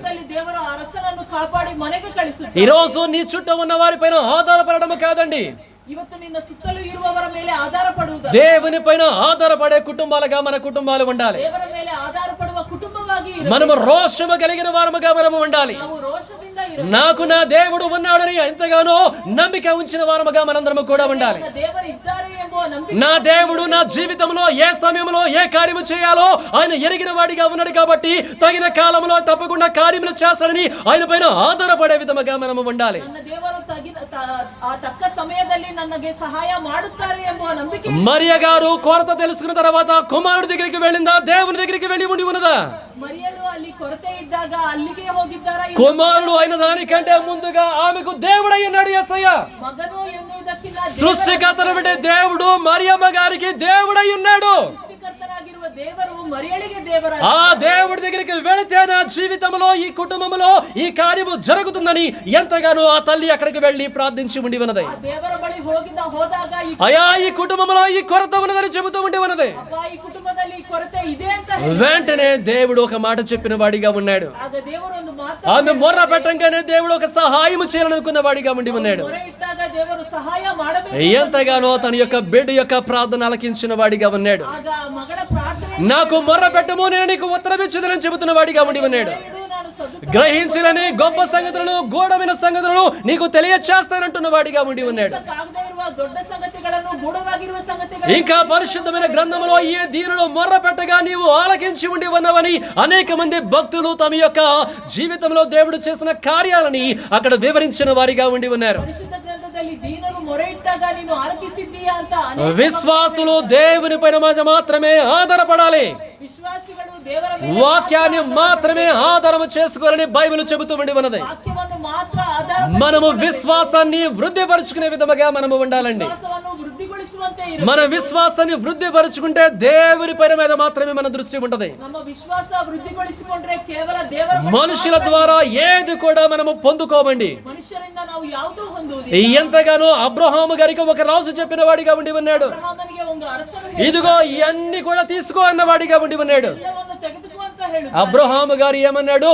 నాకు వద్దు అన్నాడు. ಅಬ್ರಹಾಂ ಅವರು ಹೇಳುತ್ತಾರೆ, నా దేవుని ద్వారా వచ్చింది మాత్రమే నాకు కావాలి గాని నీది ఏది కూడా నాకు వద్దని చెప్పిన వాడిగా ఉండి ఉన్నాడు. ದೇವರಿಂದ ಬಂದಿದ್ದು ನನಗೆ ಬೇಕು, ನಿನ್ನದು ಯಾವುದು మనుషుల దగ్గర ఏది కూడా అతను పొందుకోలేదండి. ಮನುಷ್ಯರಿಂದ ಯಾವುದು అతడు తన జీవితంలో పొందుకున్న ప్రతిదీ కూడా ప్రార్థన ద్వారానే పొందుకున్న వాడిగా ఉన్నాడు. ಜೀವನದಲ್ಲಿ ಹೊಂದಿದ ಪ್ರತಿಯೊಂದು ಕೂಡ ಪ್ರಾರ್ಥನೆ. చివరికి తనకు పుట్టినటువంటి ఇష్మాయేలు యొక్క ప్రాణాన్ని కూడా ప్రార్థన ద్వారానే పొందుకున్న వాడిగా ఉండి ఉన్నాడు. ಕೊನೆಗೆ ಅವರಿಗೆ ಹುಟ್ಟಿದ ಇಷ್ಮಾಯೇಲ್ ಅವರನ್ನು ಕೂಡ ಅವರು ಪ್ರಾರ್ಥನೆ అర్థమవుతుందా? అయ్యా ఇష్మాయిల్ కాపాడిని ప్రార్థన చేసి ఉండి ఉన్నాడు. ಇಷ್ಮಾಯೇಲನನ್ನು ಕಾಪಾಡುವಂತ అయ్యా నా వారిని కాపాడి అడిగిన వాడిగా ఉండి ఉన్నాడు. ನನ್ನ మగనನ್ನು సొదొమ గొమొర్రా పట్టణాన్ని కాపాడిని అడిగిన వాడిగా ఉండి ఉన్నాడు. ಸೊದೋಮ ಗುಮೋರವನ್ನು అతడు ప్రతిదీ కూడా ప్రార్థన ద్వారానే పొందుకున్న వాడిగా ఉండి ఉన్నాడు. ಕೂಡ ప్రార్థన ద్వారా పొందుకున్నాడు కాబట్టి అతని జీవితంలో స్థిరమైన శాశ్వతమైనటువంటి ఓటలు నిలిచి ఉండి ఉన్నవే. ಪ್ರತಿಯೊಂದು ಅವರು ಪ್ರಾರ್ಥನೆಯಿಂದ ಹೊಂದಿದ್ದಾರೆ, ಅದಕ್ಕೆ ಸ್ಥಿರವಾಗಿ ಶಾಶ್ವತವಾಗಿರುವ మనుషుల ద్వారా పొందుకున్నది ఏది కూడా శాశ్వతము కాదు. ಮನುಷ್ಯರಿಂದ ಹೊಂದಿದ್ದು ಯಾವತ್ತೂ దేవుని దగ్గర ప్రార్థన ద్వారా విశ్వాసముతో నువ్వు పొందుకున్నదే అది నీకు నీ తరాలకి ఆశీర్వాదకరమైనటువంటి ఓటగా ఉంటదని బైబిల్ చెబుతూ ఉండి ದೇವರ ಬಳಿ ವಿಶ್ವಾಸದಿಂದ ಪ್ರಾರ್ಥನೆಯಿಂದ ಹೊಂದಿದ್ದು ಅದು ಸ್ಥಿರವಾಗಿ ಯಾವಾಗಲೂ ಊಟೆಯಾಗಿರುತ್ತದೆ. కాబట్టి నీకు ఏదైనా సమస్య ఉంటే పరిగెత్తుకుంటా బలిపీఠం దగ్గరికి రా. ನಿನಗೆ ಸಮಸ್ಯೆ ಇದ್ದಾಗ ನೀನು ಓಡುತ್ತಾ ఇక్కడే కూర్చో, ಇಲ್ಲೇ ಕುತ್ಕೋ, దీని పైన చేయి పెట్టు. ಇದರ ಮೇಲೆ ಕೈ ಇಡು. అయ్యా ఇది నీ మహిమనిచ్చే స్థలమని నేను నమ్ముతూ ఉండి ఉన్నాను. ಅಪ್ಪಾ, ನಿನ್ನ ಮಹಿಮೆ నాకు ఈ కష్టం వచ్చింది, ఈ బాధ వచ్చింది, నీ దగ్గరికి వచ్చాను, నాకు నువ్వు తప్ప ఇంకా ఎవరు కూడా లేరు ప్రభు అని చెప్పు. ಅಪ್ಪ ನಿನ್ನ ಬಳಿ ಬಂದಿದ್ದೀನಿ, ನೀನು ಬಿಟ್ರೆ ಇನ್ನು ಯಾರು నిశ్చయముగా పరమందున్నటువంటి దేవుడు నీ మొర్ర ఆలకించి వాడిగా ఉంటాడు. ಇರುವ ದೇವರು ನಿಶ್ಚಯವಾಗಿ ನಿನ್ನ ಮೊರೆಯನ್ನು ಕೇಳು. ఇంకొక మాట కూడా మనం జ్ఞాపకం చేసుకుందాము. ಇನ್ನೊಂದು ಮಾತನ್ನು ನಾವು ఎంతగానో హాగర్ గారు తన యొక్క 17 సంవత్సరాల బిడ్డను తీసుకుని వెళ్ళిపోతూ ఉండి ఉన్నదన్నమాట. ಹಾಗರ್ ಅವರು 17 ವರ್ಷದ ಮಗನನ್ನು ಕರೆದುಕೊಂಡು ಹೋಗುತ್ತಿದ್ದರು. కేవలం ఆమె యొక్క చేతిలో నీటి తిత్తి ఉండి ఉన్నది. ಕೇವಲ ಅವರ ಬಳಿ ನೀರಿನ ಇದು ಒಂದಿತ್ತು. అది తీసుకుని వెళ్ళిపోతూ ఉండి ఉన్నది. ఎక్కడికి వెళ్ళాలో తెలియటం లేదు. ಎಲ್ಲಿಗೆ ಹೋಗಬೇಕು వెళుతూ ఉన్నారు వాళ్ళిద్దరు కూడా. ಅವರು అరణ్య ప్రయాణము చేస్తున్న వారిగా ఉండి ఉన్నారు. ಆ ಕಾಡಿನಲ್ಲಿ ಪ್ರಯಾಣ వారు తీసుకుని వెళ్ళినటువంటి నీరు మొత్తము కూడా అయిపోయి ఉండి ఉన్నది. ಅವರು ತೆಗೆದುಕೊಂಡು ಹೋದ ನೀರೆಲ್ಲವೂ ఎంతగానో అరణ్యంలో నీళ్లు లేకపోతే పరిస్థితి ఎంతో భయంకరమైన దారుణమైన పరిస్థితి. ಅರಣ್ಯದಲ್ಲಿ ನೀರು ಮುಗಿದು ಹೋದಾಗ ಭಯಂಕರವಾಗಿರುವ మరణమే అక్కడ. ಅಲ್ಲಿ ಮರಣವೇ. అలాంటి పరిస్థితుల్లోంచి ఆమె వెళుతూ ఉండి ఉన్నది. బిడ్డను తీసుకుని వెళ్ళి ಸ್ಥಿತಿಯಲ್ಲಿ ಅವರು ಆ ಮಗನ నీరు మొత్తము కూడా అయిపోయి ఉండి ఉన్నది. ನೀರು ಖಾಲಿಯಾಗಿ ఆమె దగ్గర నీరు లేవు. ನೀರಿರಲಿಲ್ಲ. అయితే ఎంతగానో ఆమె యొక్క బిడ్డ చనిపోవడానికి సిద్ధముగా ఉన్నవాడిగా ఉన్నాడు. ಮಗನು ಸಾಯುವುದಕ್ಕೆ ಸಿದ್ಧವಾಗಿರುತ್ತಾನೆ. ఆమె తీసుకుని వెళ్తున్నటువంటి బిడ్డ ఏదో 5-10 సంవత్సరాలు లేదంటే పాలు తాగే పసిపిల్లవాడు కాదండి. ಕರೆದುಕೊಂಡು ಹೋಗುತ್ತಿರುವವರು 5-10 ವರ್ಷ ಇಲ್ಲ, అతడు ఇంచుమించు 17-18 సంవత్సరాల వయస్సు కలిగిన వాడిగా ఉండి ఉన్నాడు. 17-18 ವರ್ಷ ಇರುವವರು. అంటే ఇంకా బాగా చెప్పాలి అంటే ఎంతగానో అక్షయ్ కంటే ఇంకా పెద్దోడు అనమాట. ఇంకా ఆ వయసులో ఎవరు లేరు ఇక్కడ. ಅಕ್ಷಯ್ಗಿನ ದೊಡ್ಡವರು. ఎందుకంటే ఈ చిన్న పిల్లల్లో అక్షయ్ కదా పెద్దవాడు. అంత వయస్సు కలిగిన వాడిగా ఉండి ఉన్నాడు. ಅಷ್ಟು ವಯಸ್ಸು ಇರುವವರು. అమ్మా నాన్నల కంటే బాగా పరిగెత్తగలిగిన శక్తి కలిగిన వాడు. ತಂದೆ ತಾಯಿಗಿನ್ನ మరి అలాంటి వాడు ఎంతగానో ప్రాణాపాయ స్థితిలోనికి వెళ్ళిపోయాడంట. ಅವರು ಪ್ರಾಣಾಪಾಯ ಪರಿಸ್ಥಿತಿಯಲ್ಲಿ. అప్పుడు ఆ తల్లి ఏమనుకుని ఉండి ఉన్నది? ಆಗ ತಾಯಿ అమ్మో నా బిడ్డ చనిపోతున్న వాడిగా ఉండి ఉన్నాడు, ನನ್ನ ಮಗನು దప్పికతో చచ్చిపోయేవాడిగా ఉండి ఉన్నాడు, ದಾಹದಿಂದ ఇతని మరణాన్ని నేను చూడలేననుకుని ఉండి ఉన్నది. ಸಾವು ನಾನು ఆ బిడ్డను అక్కడ వదిలిపెట్టేసి వెళ్ళిపోయి ఉండి ఉన్నది. ಮಗನನ್ನು ಅಲ್ಲಿ ಬಿಟ್ಟು ఏ తల్లి అయినా కూడా బిడ్డను వదిలిపెట్టేసి వెళ్ళిపోతుందా? ಆ ತಾಯಿ ಅಲ್ಲಿ ಬಿಟ್ಟು ಹೋಗಿ మామూలుగా వదిలిపెట్టలేదు. ಯಾರು ఎందుకంటే తల్లి బిడ్డను ఎంతగానో ప్రేమించే విధముగా ఉంటది. ತಾಯಿ ಮಕ್ಕಳನ್ನು కానీ విడిచిపెట్టి దూరముగా వెళుతుందంటే దానికి కారణం ఏంటంటే తన కళ్ళతో ఆ యొక్క బిడ్డ యొక్క మనని చూడలేనని ఎంతగానో బాధతో దూరముగా వెళ్ళిపోయి ఉండి ఉన్నది. ಅವರು ಬಿಟ್ಟು ಹೋಗುತ್ತಿದ್ದಾರೆ ಅಂದ್ರೆ ತನ್ನ ಮಗನ ಸಾವನ್ನು ನೋಡುವುದಿಲ್ಲ ಅಂತ ದೂರವಾಗಿ ಹೋಗಿದ್ದಾರೆ. ఆమె దూరముగా వెళ్ళిపోయి ఉండి ఉన్నది బిడ్డ నుంచి. ಅವರು మగనిಂದ దూరವಾಗಿ కానీ ఆ బిడ్డ అక్కడ ఏం చేస్తున్నాడో తెలుసండి? ಆದ್ರೆ మొర్ర పెట్టెను. ಆ ಮಗನು ಅಲ್ಲಿ ఆ 17-18 సంవత్సరాల వంటి ఆ యొక్క ఇష్మాయేలు మొర్ర పెట్టిన మాటలు చూస్తా ఉండి ఉన్నాము. 17-18 ವರ್ಷ ಇರುವ ಮಗನು ಇಷ್ಮಾಯೇಲ್ మొర్ర అంటే ఏంటి? ప్రార్థన చేయుచున్న వాడిగా ఉన్నాడు. ಇರುವುದು ಅಂದ್ರೆ ఇది ఎక్కడ నేర్చుకుని ఉన్నాడు? ಇದು ಎಲ್ಲಿ ಕಲಿತಿದ್ದಾರೆ? వాళ్ళ అమ్మ దగ్గర నేర్చుకున్నాడా? ಅವರ ತಾಯಿಯ ಬಳಿ లేదు, వాళ్ళ నాన్న దగ్గర నుంచి నేర్చుకుని ఉన్నాడు. ಅವರ ತಂದೆಯ ಬಳಿ ఏం నేర్చుకుని ఉన్నాడు? ಏನನ್ನು తన తండ్రి ప్రార్థనా జీవితాన్ని కలిగి ఉండడం నేర్చుకున్న వాడిగా ఉన్నాడు. ತಂದೆ ಪ್ರಾರ್ಥನಾ ಜೀವನದಲ್ಲಿ తన తండ్రి మొరపెడుతుంటే దేవుడు ఎంతగానో ఇస్తున్న ప్రతిదీ కూడా చూస్తున్న వాడిగా ఉండి ఉన్నాడు. ತಂದೆ ಮೊರೆ ಇಟ್ಟಾಗ ಕೊಡುವ ಪ್ರತಿಯೊಂದು అదురుతిగా అబ్రహాము గారి గురించి దేవుడు ఒక మాట చెప్పిన వాడిగా ఉండి ఉన్నాడు. ಅವನ ಬಗ್ಗೆ ದೇವರು ಒಂದು ಮಾತು అబ్రహాము తన బిడ్డలకు నా గురించి అన్ని కూడా తెలియచేయవాడిగా ఉన్నాడని దేవుడు చెప్తున్న వాడిగా ఉన్నాడు. ತನ್ನ ಮಕ್ಕಳಿಗೆ ನನ್ನ ಬಗ್ಗೆ ತಿಳಿಸುವವನಾಗಿದ್ದಾನೆ ಅಂತ ಹೇಳಿ అబ్రహాము గారికి ఇష్మాయిల్కి ఏమి కూడా చెప్పకుండా ఉన్నాడంటారా? 17 సంవత్సరాల్లో ಅಬ್ರಹಾಂ ಅವರು ಇಷ್ಮಾಯೇಲಿಗೆ ಏನು ಕೂಡ అయ్యా నేను ఊరు అనే ప్రాంతంలో ఉండి ఉన్నాను, అక్కడ వచ్చి నన్ను దేవుడు పిలిచాడని చెప్పకుండా ఉన్నాడంటారా? ಊರು ಎಂಬ ಪ್ರಾಂತದಲ್ಲಿದ್ದೆ ದೇವರು ನನ್ನ ಕರೆದ್ರು ಅಂತ ಹೇಳಲಿಲ್ಲ. ఆయనను పిలిచినప్పుడు నువ్వు లేవు, ఎవరు కూడా లేరు, ఇదిగో మేము ఈ స్థితిలో ఉండి ఉన్నాము, దేవుడు మమ్మల్ని ఆశీర్వదించని చెప్పకుండా ఉన్నాడంటారా? ನಾವು ಈ ಸ್ಥಿತಿಯಲ್ಲಿ ಇದ್ರಿ ದೇವರು ನಮ್ಮನ್ನು ಆಶೀರ್ವದಿಸಿದ್ರು ಅಂತ ಹೇಳದಿರಾ ಇದ್ರ ఇక్కడ ఉన్నటువంటి చాలా మంది తల్లిదండ్రులు ఉన్నారు కదా, మీ బిడ్డలకు ఏది కూడా తెలియచేయకుండానే మామూలుగా ముందుకు నడిపించేస్తున్నారా? ಇಲ್ಲಿರುವ ತುಂಬಾ ಜನ ತಂದೆ ತಾಯಿ ఒకప్పుడు మన స్థితి ఏంటో ఇప్పుడు ఎలా ఉన్నామో ప్రతిదీ కూడా చెబుతూ ఉండి ఉన్నాము. సమయದಲ್ಲಿ ನನ್ನ ಸ್ಥಿತಿ ಏನು మరి అబ్రహాము గారు చెప్పకుండా ఉన్నాడా? ಅಬ್ರಹಾಂ ಅವರು దేవుడి గురించి అనేకమైన విషయాలని ఇష్మాయిల్లో నాటుతూనే ఉన్నవాడిగా ఉన్నాడు. ದೇವರ ಬಗ್ಗೆ ಅನೇಕ ವಿಷಯಗಳನ್ನು ಇಷ್ಮಾಯೇಲಿನಲ್ಲಿ ಹೇಳುತ್ತಾ ಬರುತ್ತಿದ್ದರು. అవన్నీ కూడా ఇష్మాయిల్ గారు చూచిన వాడిగా ఉన్నాడు. ಎಲ್ಲವನ್ನು ಇಷ್ಮಾಯೇಲ್ తన ప్రాణాపాయ స్థితిలో ఉన్నవాడిగా ఉన్నప్పుడు దేవునికి మొరపెడుతున్నాడు. ಪ್ರಾಣಾಪಾಯ ಸ್ಥಿತಿಯಲ್ಲಿದ್ದಾಗ ದೇವರಿಗೆ ಮೊರೆ ఏమని మొరపెట్టున్నాడు? దేవాని పిలిచిన వాడిగా ఉంటాడు. ದೇವ ಅಂತ ಕರೆದಿರಬಹುದು. అయ్యా దప్పిక చేత చచ్చిపోతూ ఉండి నాకు సహాయం చేయమని అడిగిన వాడిగా ఉంటాడు. ಅಪ್ಪ ದಾಹದಿಂದ ಸತ್ತು ಹೋಗುತ್ತಿದ್ದೀನಿ ಸಹಾಯ అయ్యా ఈ రోజు నేను నా తల్లి ఒంటరిగా ఉండి ఉన్నాము నాయనా, మాకు ఎవరు కూడా లేరు నాయనా, నీ సహాయం అర్థిస్తున్నాం ప్రభు అని ప్రార్థన చేసిన వాడిగా ఉంటాడు. ಇವತ್ತು ನಾನು ನನ್ನ ತಾಯಿ ಒಬ್ಬರೇ ಇದ್ದೀರಿ, ನಮಗೆ ಸಹಾಯವನ್ನು అతడు మొర్ర పెట్టగానే దేవుడు అతని మొరని వినును అనే మాటలు మనం చూస్తామండి ఉన్నాం. ಮೊರೆ ಇಟ್ಟಾಗ ಅವರ ಮೊರೆಯನ್ನು ದೇವರು ಕೇಳುತ್ತಾರೆ. వెంటనే దేవుని యొక్క దూత అక్కడ ప్రత్యక్షమైనట్లు మనం చూస్తామండి ఉన్నాం. ದೇವರ ದೂತನು ಅಲ್ಲಿ ಪ್ರತ್ಯಕ್ಷವಾಗಿದ್ದನ್ನು ನೋಡಿ అక్కడ చిన్నవాని యొక్క స్వరం వినును అనే మాటలు చూస్తామండి ఉన్నాం. ಚಿಕ್ಕವನ ಸ್ವರ ಕೇಳಿದ್ರು ಅಂತ ನಾವು మొర్ర వినును, ఆ చిన్నవాని స్వరం వినును. ದೇವರು ಆ ಚಿಕ್ಕವನ ಸ್ವರವನ್ನು ಕೇಳಿದ್ದ. దేవుడు అక్కడ ప్రత్యక్షమైపోయిన వాడిగా ఉండి ఉన్నాడు. ದೇವರಲ್ಲಿ ಪ್ರತ್ಯಕ್ಷವಾಗಿದ್ದ. అర్థమవుతా ఉన్నదని దేవుడు ప్రత్యక్షమై ఎంతగానో అక్కడ చెబుతున్న వాడిగా ఉండి ఉన్నాడు. ದೇವರು ಪ್ರತ್ಯಕ್ಷವಾಗಿ ಅಲ್ಲಿ ಆ ಮಾತನ್ನು ಹೇಳಿದ್ದ. ఎంతగానో అక్కడ నీటి ఓటని కనపరిచిన వాడిగా ఉండి ఉన్నాడు. ನೀರಿನ ಊಟೆಯನ್ನು ఆ ಅವರಿಗೆ నీరు తాగి వీళ్ళు బతికిన వారిగా ఉండి ఉన్నారు. ಆ ನೀರನ್ನು ఆ నీటి ఓట ఎక్కడి నుంచి వచ్చి ఉండి ఉన్నది? ಆ ನೀರಿನ ಊಟೆಯಲ್ಲಿ అది దేవుని యొక్క వాక్యము ద్వారా సిద్ధపరిచి ఉండి ఉన్నది. ದೇವರ ವಾಕ್ಯದಿಂದ ಸಿದ್ಧವಾಗಿ ప్రార్థన చేసిన తర్వాత వీరి కన్నులు తెరవబడి ఉన్నవి. ಅವರು ಪ್ರಾರ್ಥನೆ ಮಾಡಿದಾಗ ಅವರ ప్రార్థన చేసిన తర్వాత దాన్ని చూడగలిగిన వారిగా ఉండి ఉన్నారు. ಪ್ರಾರ್ಥನೆ ಮಾಡಿದಾಗ ಅದೆಲ್ಲವನ್ನು ನೋಡಿದ್ದಾರೆ. ప్రార్థన జీవితంతో కన్నీటితో మొరపెట్టినప్పుడు వారు పొందుకుని ఎంతగానో బ్రతికిన వారిగా ఉండి ఉన్నారు. ಪ್ರಾರ್ಥನಾ ಜೀವನದಲ್ಲಿ ಅವರು ಮೊರೆ ಇಟ್ಟಾಗ ఆశీర్వాదం ఎక్కడో దూరములే లేదు. ಆಶೀರ್ವಾದ ಎಲ್ಲೋ ఆశీర్వాదం ఎప్పుడు కూడా నీ దగ్గర ఉంటది. ಆಶೀರ್ವಾದ ಯಾವಾಗ್ಲೂ నమ్ముతూ ఉండి ఉన్నావా? ఆశీర్వాదపు ఓటలు ఎప్పుడు కూడా నీ దగ్గర ఉన్నవే. ಆಶೀರ್ವಾದದ ಊಟ ನಿನ್ನ ಬಳಿ ಇದೆ. ఎందుకంటే ఆ యొక్క వ్యక్తి ఎంతగానో అబ్రహాము గారి యొక్క కుమారుడు ఇష్మాయేలు దేవుని నిజమైన దేవుణ్ణి కలిగిన వాడిగా ఉన్నాడు.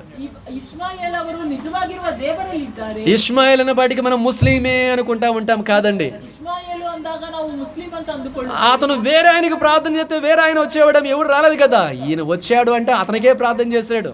ಬೇರೆಯವರಿಗೆ ಪ್ರಾರ್ಥಿಸಿದ್ರೆ ಬೇರೆಯವರು ಬಂದಿರಬಹುದಾದ್ರೆ సురేఖ అక్క ಸುರೇಖಕ್ಕ వచ్చి ఇక్కడ నిలబడక్క అన్నాను అనుకోండి, ಬಂದು ಇಲ್ಲಿ ನಿಂತ್ಕೊಳ್ಳಿ. ఉమాక్క వచ్చి నిలబడుతుందా? ಉಮಾಕ್ಕ ಅವರು ఎవరిని పిలిస్తే వాళ్ళే వస్తారు. ಯಾರನ್ನು ಕರೆದ್ರೆ ఈ యొక్క ఇష్మాయేలు ఎవరిని పిలిస్తే ఆయనే వచ్చాడు, ఆ దేవుడే వచ్చాడు.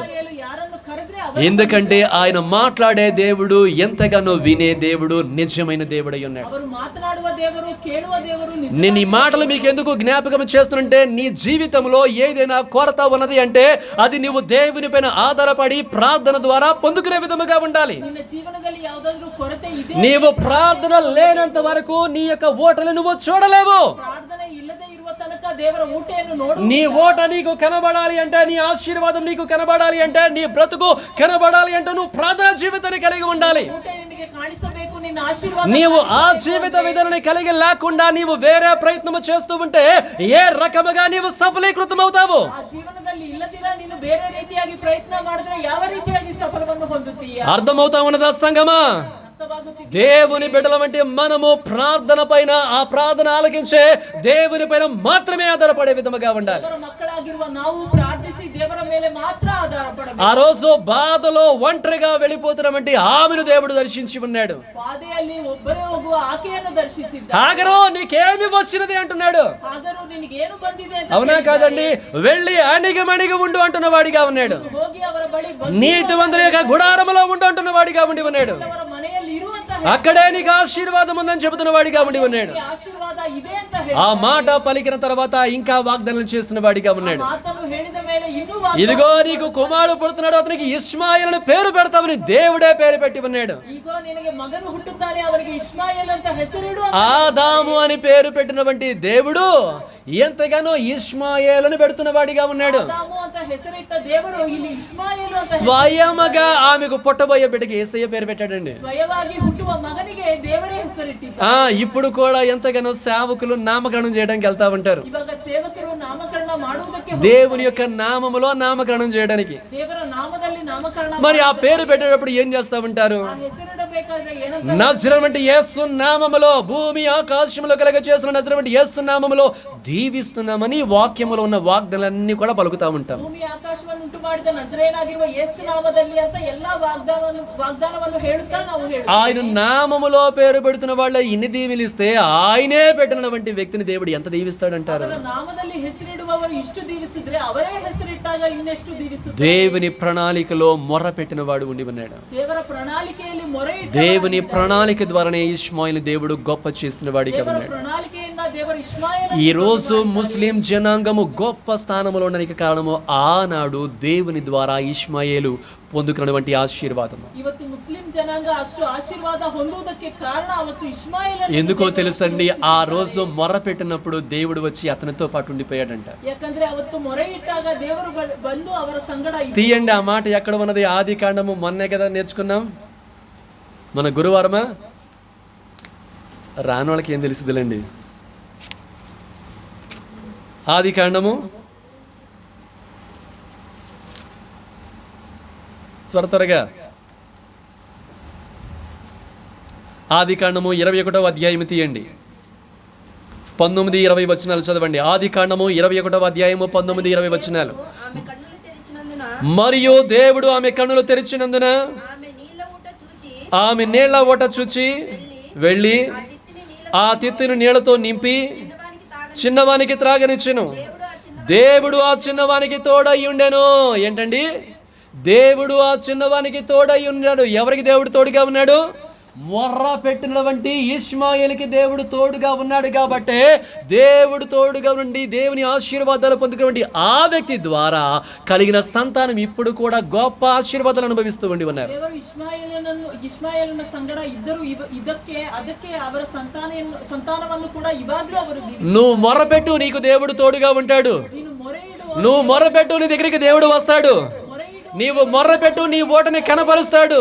ಮೊರೆ ಇಡು ದೇವರ నీవు మొర్రపెట్టు, నిన్ను బ్రతికించేవాడిగా ఉంటాడు. ನೀನು ಮೊರೆ ಇಡು ನಿನ್ನನ್ನು నువ్వు మొర్రపెట్టు, నీ జీవితంలో ఆనందాలు నింపువాడిగా ఉంటాడు. ನೀನು ಮೊರೆ ಇಡು ನಿನ್ನ ಜೀವನದಲ್ಲಿ ಆನಂದವನ್ನು తనకు మొర్రపెట్టు వారికి, తనకు నిజముగా మొర్రపెట్టు వారికి యెహోవా సమీపముగా ఉన్నాడని బైబిల్ చెబుతూనే ఉన్నది. ಮೊರೆ ಇಡುವವರಿಗೆ ನಿಜವಾಗ್ಲೂ ಮೊರೆ ಇಡುವವರಿಗೆ ಯೆಹೋವ కీర్తనలో చాలా స్పష్టంగా రాయబడి ఉన్నది ఈ మాటలో. ಕೀರ್ತನೆಗಳಲ್ಲಿ ಸ್ಪಷ್ಟ నాకు మొర్రపెట్టు వారికి, ನನಗೆ ಮೊರೆ ಇಡುವ తనకు నిజముగా మొర్రపెట్టు వారికి ನನಗೆ ನಿಜವಾಗ್ಲೂ ಮೊರೆ ఆయన సమీపముగా ఉన్నాడంట. ಅವರು ಸಮೀಪವಾಗಿದ್ದಾರೆ. నీవు శ్రమలో మొరపెడితే నీ ప్రార్థన వినడానికి ఆయన సిద్ధముగా ఉన్నాడు. ಶ್ರಮೆಯಲ್ಲಿ ಮೊರೆ ಇಟ್ಟಾಗ ಮಾಡಿದಾಗ ನಿನ್ನ ಪ್ರಾರ್ಥನೆಯನ್ನು ಕೇಳುವುದಕ್ಕೆ కాబట్టి ఈ కానా ఇంటి వివాహము ద్వారా దేవుడు మనకి నేర్పిస్తున్నది అంటే ఇదిగో నీకు ఏది ఉన్నదా నా దగ్గరికి రా.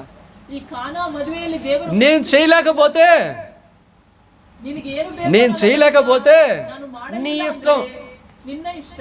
అర్థమవుతుందండి, ఆయన చేయలేనిది ఏమైనా ఉన్నదా? ಅವರು ಮಾಡದೇ ಇರು నాకు అసాధ్యమైనది ఏదైనా కూడా కలదా అని మన తల్లి గారితో చెప్పిన వాడిగా ఉన్నాడు. ನನಗೆ ಅಸಾಧ್ಯವಾದದ್ದು ಯಾವ್ದಾದ್ರೂ ಇದೆಯಾ ಅಂತ ತಾಯಿ ప్రభు ఏమని చెప్తున్నాడు తన బిడ్డలతో? నాకు అసాధ్యమైనది ఏదైనా కలదా అంటున్న వాడిగా ఉండి ఉన్నాడు. ಅಸಾಧ್ಯವಾದದ್ದು ಯಾವ್ದಾದ್ರೂ అసాధ్యమైన వాటిని సాధ్యపరిచే శక్తి కలిగిన వాడు మన దేవుడు. ಅಸಾಧ್ಯವಾದದ್ದನ್ನು ಸಾಧ್ಯ నేను సర్వశక్తిమంతుడినై ఉన్నాను అంటున్న వాడిగా ఉన్నాడు. ಸರ್ವಶಕ್ತಿಯುಳ್ಳ సమస్తము నా ద్వారా నా మూలముగా కలిగి ఉన్నవని దేవుడు చెబుతున్న వాడిగా ఉండి ఉన్నాడు. ದೇವರು ನನ್ನಿಂದ ನನ್ನ ಮೂಲವಾಗಿ సమస్తము కూడా ఆయనకి లోబడితివని చెబుతున్న వాడిగా ఉండి ఉన్నాడు. ಸಮಸ್ತವೂ ಕೂಡ ಅವರಿಗೆ ఏది జరిగించాలన్నా ఆయనకు మాత్రమే సాధ్యమని దేవుడు చెబుతూ ఉండి ఉన్నాడు. ಯಾವುದು ನಡೆಸಬೇಕಂದ್ರೂ ಅವರಿಗೆ ಮಾತ್ರ ಸಾಧ್ಯವಾಗಿ. మనకు వచ్చిన ఒక పాట పాడదాము. అన్నీ సాధ్యమే యేసుకు అన్నీ సాధ్యమే. పాడాలి వచ్చినోళ్ళు. అన్నీ సాధ్యమే యేసుకు అన్నీ సాధ్యమే. అద్భుత శక్తిని నెరపుటకైనా ఆశ్చర్య కార్యములు సగుటకైనా అద్భుత శక్తిని నెరపుటకైనా ఆశ్చర్య కార్యం లొసగుటకైనా ఆ యేసు రక్తానికే సాధ్యమే సాధ్యమే సుసాధ్యమే. ఆ యేసు రక్తానికే సాధ్యమే సాధ్యమే సుసాధ్యమే. అన్నీ సాధ్యమే యేసుకు అన్నీ సాధ్యమే. ఆయనకి అన్నీ సాధ్యము. సాధ్యం చేసే దేవుని దగ్గరికి వెళ్ళాలా? ఇంకెక్కడికి వెళ్ళాలా? ಅವರಿಗೆ ಎಲ್ಲವೂ ಸಾಧ್ಯ ಮಾಡುವ ఎక్కడికి వెళ్ళాలి? మరియమ్మ గారు అన్ని సాధ్యపరిచే దేవుని దగ్గరికి వెళ్ళి ఉండి ఉన్నది. మరియಳು ಎಲ್ಲವನ್ನು ಸಾಧ್ಯ ಮಾಡುವ ದೇವರ ಬಳಿ ಹೋಗಿದ್ದಾರೆ. వెంటనే యేసయ్య గొప్ప కార్యములు చేస్తూ ఉండి ఉన్నది. ಆಗಲೇ ದೇವರು ದೊಡ್ಡ ಕಾರ್ಯವನ್ನು ಮಾಡಿ ఎంత అద్భుతమైన కార్యమో తెలుసండి. ఆ పని వారందరితో కూడా చెప్పిన వాడిగా ఉండి ఉన్నాడు. ಆ ಕೆಲಸದವರಿಗೆ ಎಲ್ಲರಿಗೂ ಹೇಳುತ್ತಾರೆ, మీరు విందు ప్రధాని దగ్గరికి తీసుకుని వెళ్ళని అంటున్నాడు. ನೀವು ಆ ಊಟ ಮಾಡುವ ಪ್ರಧಾನಿಯ ಬಳಿ ಹೋಗಿ ಅಂತ ಹೇಳಿ. మామూలుగా ఏదైనా వంట చేశారనుకోండి, ನೀವು ಸಾಮಾನ್ಯವಾಗಿ ಊಟ ಮಾಡಿದಾಗ లేదనుకోండి ఏదైనా జ్యూస్ బాగా తయారు చేస్తారనుకోండి, ಯಾವ್ದಾದ್ರು ಜ್ಯೂಸ್ ಅನ್ನು ತಯಾರು ಮಾಡಿ నాకు రోజు సాయంకాలం అన్ని రకాల జ్యూసులు వస్తా ఉంటాయి అన్నమాట. ನಮಗೆ ದಿನವೂ ಸಾಯಂಕಾಲ ಎಲ್ಲಾ ತರಹದ ಜ್ಯೂಸ್ ಬರುತ್ತದೆ. ముందు శ్రీనన్న పైన ప్రయోగం, తర్వాత నా దగ్గరికి వచ్చింది అనమాట. ಮೊದಲು ಶ್ರೀನನ್ನ ಬಳಿ ಪ್ರಯೋಗ ಮಾಡಿ ಅದಾದ ಮೇಲೆ ನನ್ನ ಬಳಿ ಬರುತ್ತದೆ. అర్థమవుతుంది. మీ గుడారాల్లో కూడా వెళ్తుంది కదా. ನಿಮ್ಮ ಮನೆಗೆ ಕೂಡ ಹೋಗುತ್ತಿದೆ. జ్ఞాపకం చేసుకోండి. అంటే బాగుందా లేదా బాగుందా లేదా అని 4 సార్లు ప్రయత్నం చేసి ఒక వ్యక్తి దగ్గరికి తీసుకెళ్తారు, మనకి ఇష్టమైన దగ్గరికి. ಅದು ಚೆನ್ನಾಗಿದೆಯಾ ಇಲ್ವಾ ಅಂತ 4 ಬಾರಿ ಪ್ರಯತ್ನ. సరాసరి దేవుడు ఏమని చెబుతున్నాడు? ಸರಾಸರಿ ದೇವರು ಏನಂತ ಹೇಳಿದ್ದಾರೆ? పెండ్లి కొడుకు దగ్గరికి తీసుకెళ్ళిపోయి బాగుందో లేదో చూడు, లేదంటే ఇదిగో వేరే వాళ్ళ దగ్గరికి తీసుకెళ్ళి బాగుందో లేదు, బాగుందంటే ప్రధాని దగ్గరికి తీసుకెళ్ళమన్నాడు ఆయన. ಎಲ್ಲರ ಬಳಿ ತೆಗೆದುಕೊಂಡು ಹೋಗಿ ನೀನು సరాసరి అధికారి దగ్గరికే తీసుకెళ్ళమన్నాడు.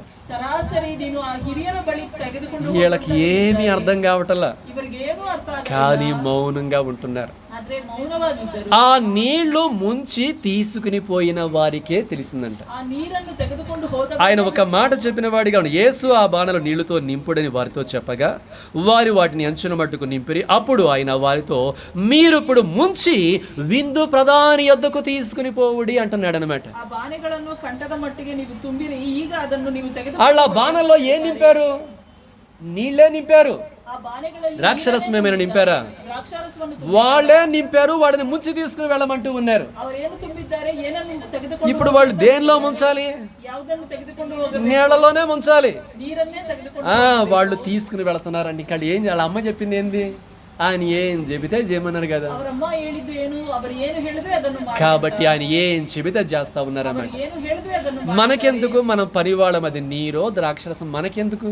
ನಾವು ಕೆಲಸದವರು, ಅದು ನೀರೋ ದ್ರಾಕ್ಷಾರಸವೋ నిజంగా చెప్పాలంటే వారికి కూడా తెలియదు. అది ನಿಜವಾಗ್ಲೂ అక్కడ ఏ అద్భుతమో జరగబోతుందో వారికి కూడా తెలియటం లేదు. ಅಲ್ಲಿ ಏನು ಅದ್ಭುತ ನಡೆಯುತ್ತೋ ಅವರಿಗೆ అయితే వాళ్ళు ఆ నీటిని ముంచి తీసుకుని వెళుతున్నారు. ಆ ನೀರನ್ನು ತೆಗೆದು అది నేను చెబుతున్న మాట కాదండి, అది దేవుని యొక్క వాక్యము చెబుతున్నటువంటి మాట. ఆ మాట చదవండి.